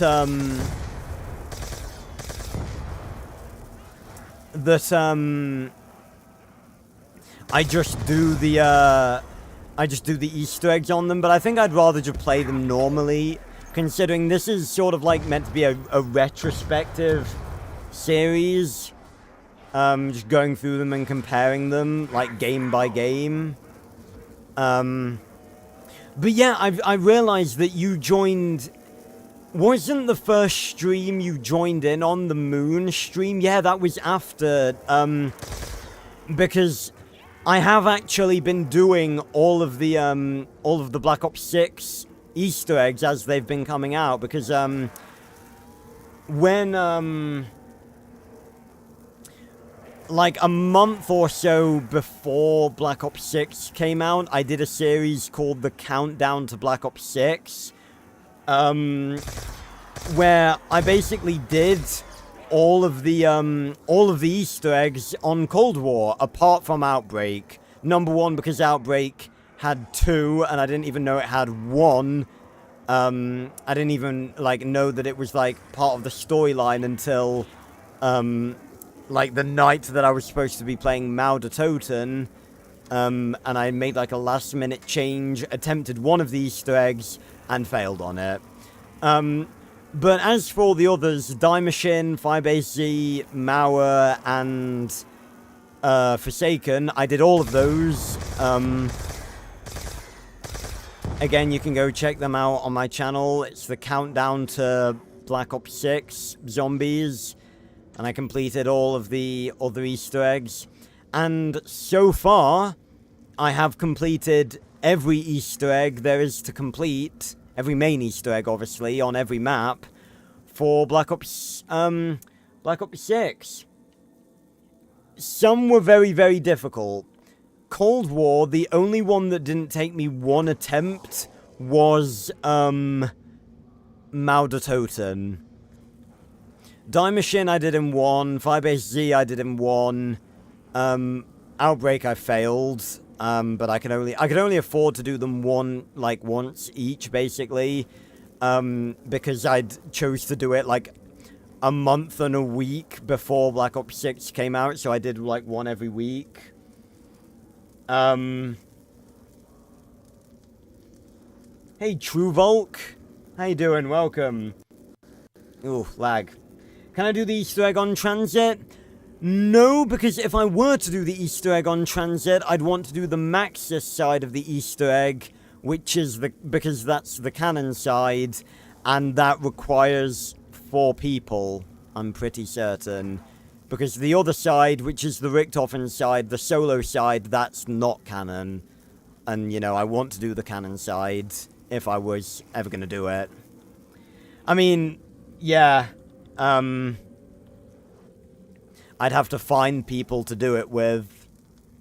I'm sure there's not a lot of people that are eager to do, you know, the transit multiplayer Easter egg. But, yeah, so I did, Die Machine and Firebase in the first attempt. Outbreak I failed, but that was just sort of a bonus stream. Mao de Toten I failed, and then, the next week, on the day that I was meant to be doing just the Forsaken one, I did Mauer and Forsaken.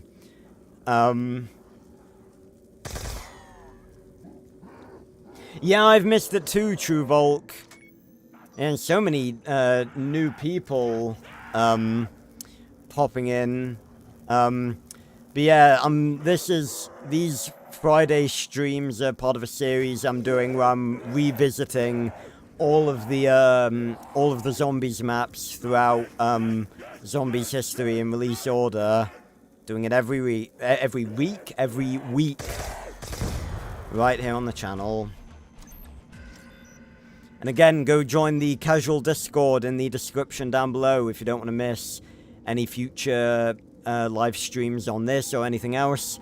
And any of my COD Zombies videos which are coming out, including a map where I come up with a complete remake for Liberty Falls, which I'm really, really looking forward to showing you guys.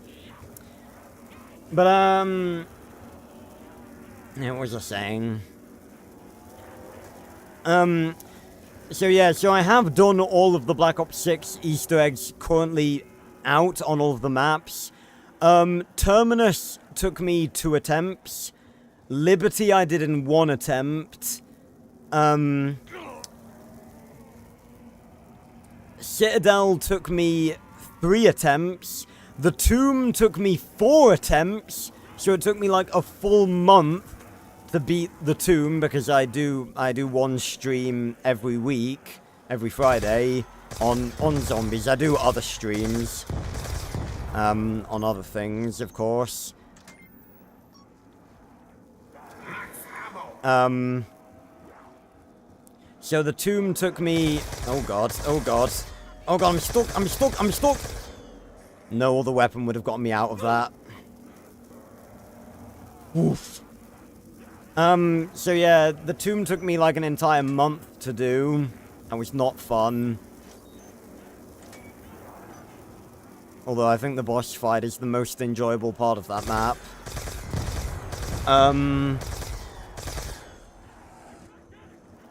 And Shattered Veil took me 3 attempts. So yeah.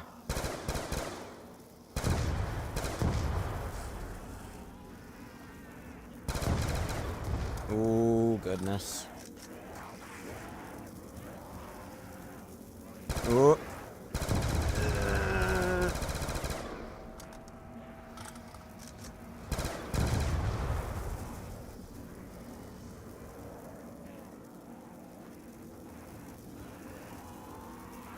Let me say Anez.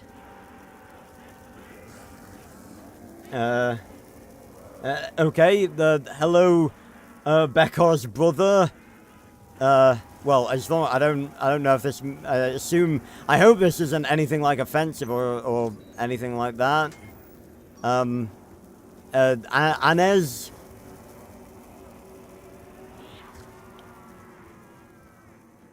Oh God.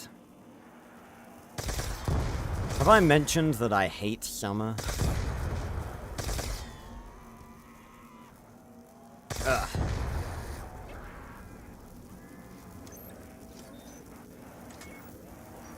But yeah, for everyone tuning in for the first time this stream, we'll be right back here every Friday going through every map in release order. We've already gone through all of World at War and Black Ops 1, and now we're making our way through Black Ops 2.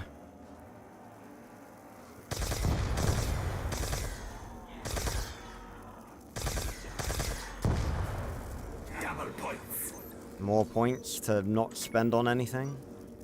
See how weak the Lamentation is right now. It's not actually that bad.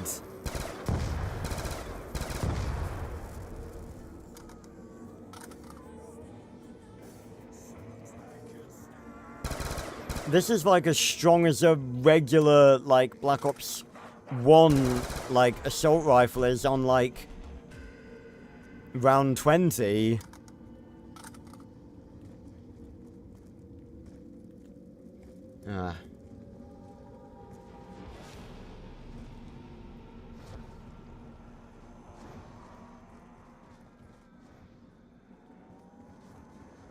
Yeah, I think we'll do this round and then we'll call it a day. Again, I'd love to keep streaming this, but, you know, I don't want to go until, you know, the ungodly hours of the morning. I would, honestly, but I have a little something to sort out for tomorrow.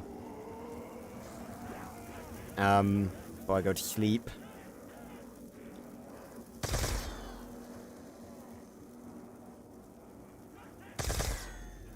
But somehow, I think I've given town a good run, a good showing off.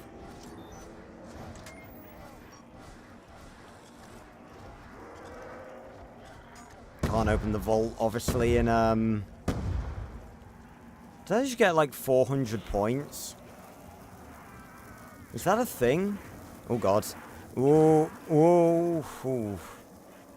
Please don't let there be a zombie up here. Yay! But round 35, no downs.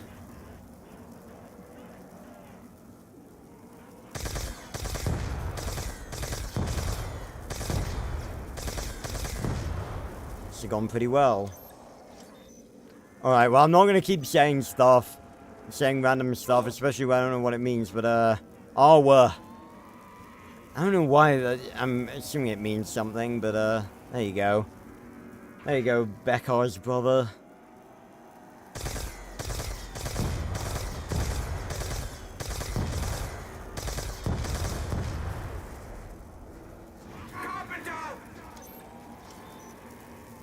Hardly used my, monkeys. Where are they going? Oh, did I, like, throw it into the car? Oh, I, like, threw it through the car. Honestly, this has made my job more difficult because, definitely not easier because I've just made a bunch of crawlers. Ooh, ooh! Didn't probably reload there, but matters not. See, I don't even feel like I needed to put dogs on because we've gotten, like, pretty regular max ammos.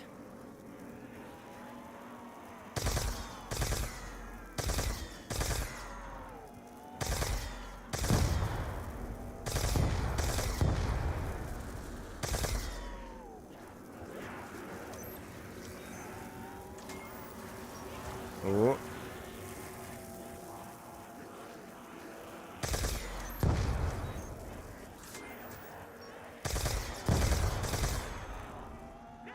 Again, the only reason the ray gun Mark II is so good is because of the headshot multiplier.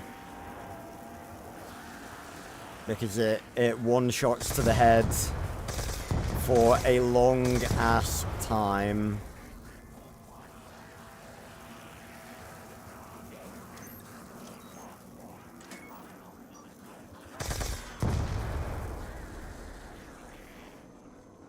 Right, I think we've just got walkers and crawlers now.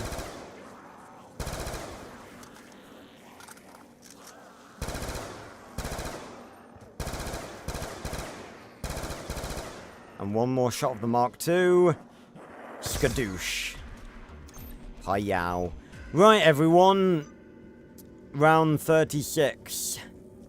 That was pretty decent. So, that will be it for tonight's zombie stream. Played town, showed it off pretty decently. Yeah,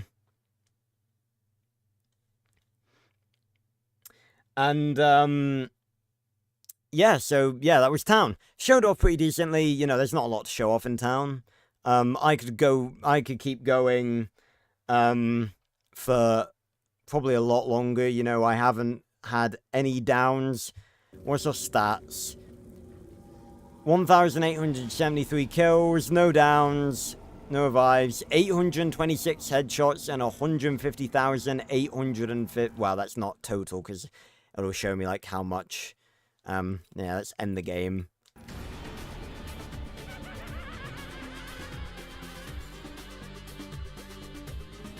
$198,000 points, almost 200,000 points. I'll go with that. And we were playing as the CIA that time, I didn't even realize. Yeah, I could have kept going for a while. And I know the ray gun could have gotten me there because I've used it. I used it on Black Ops 3 Knacked to pretty much take me into like the 50s. So I definitely could have kept going. But yeah, so I really hope you guys did enjoy this stream. As always, if you're new around here and you want to see more zombie stuff, then make sure to subscribe. Go join the casual Discord in the description down below if you want to be automatically notified whenever I upload or go live, and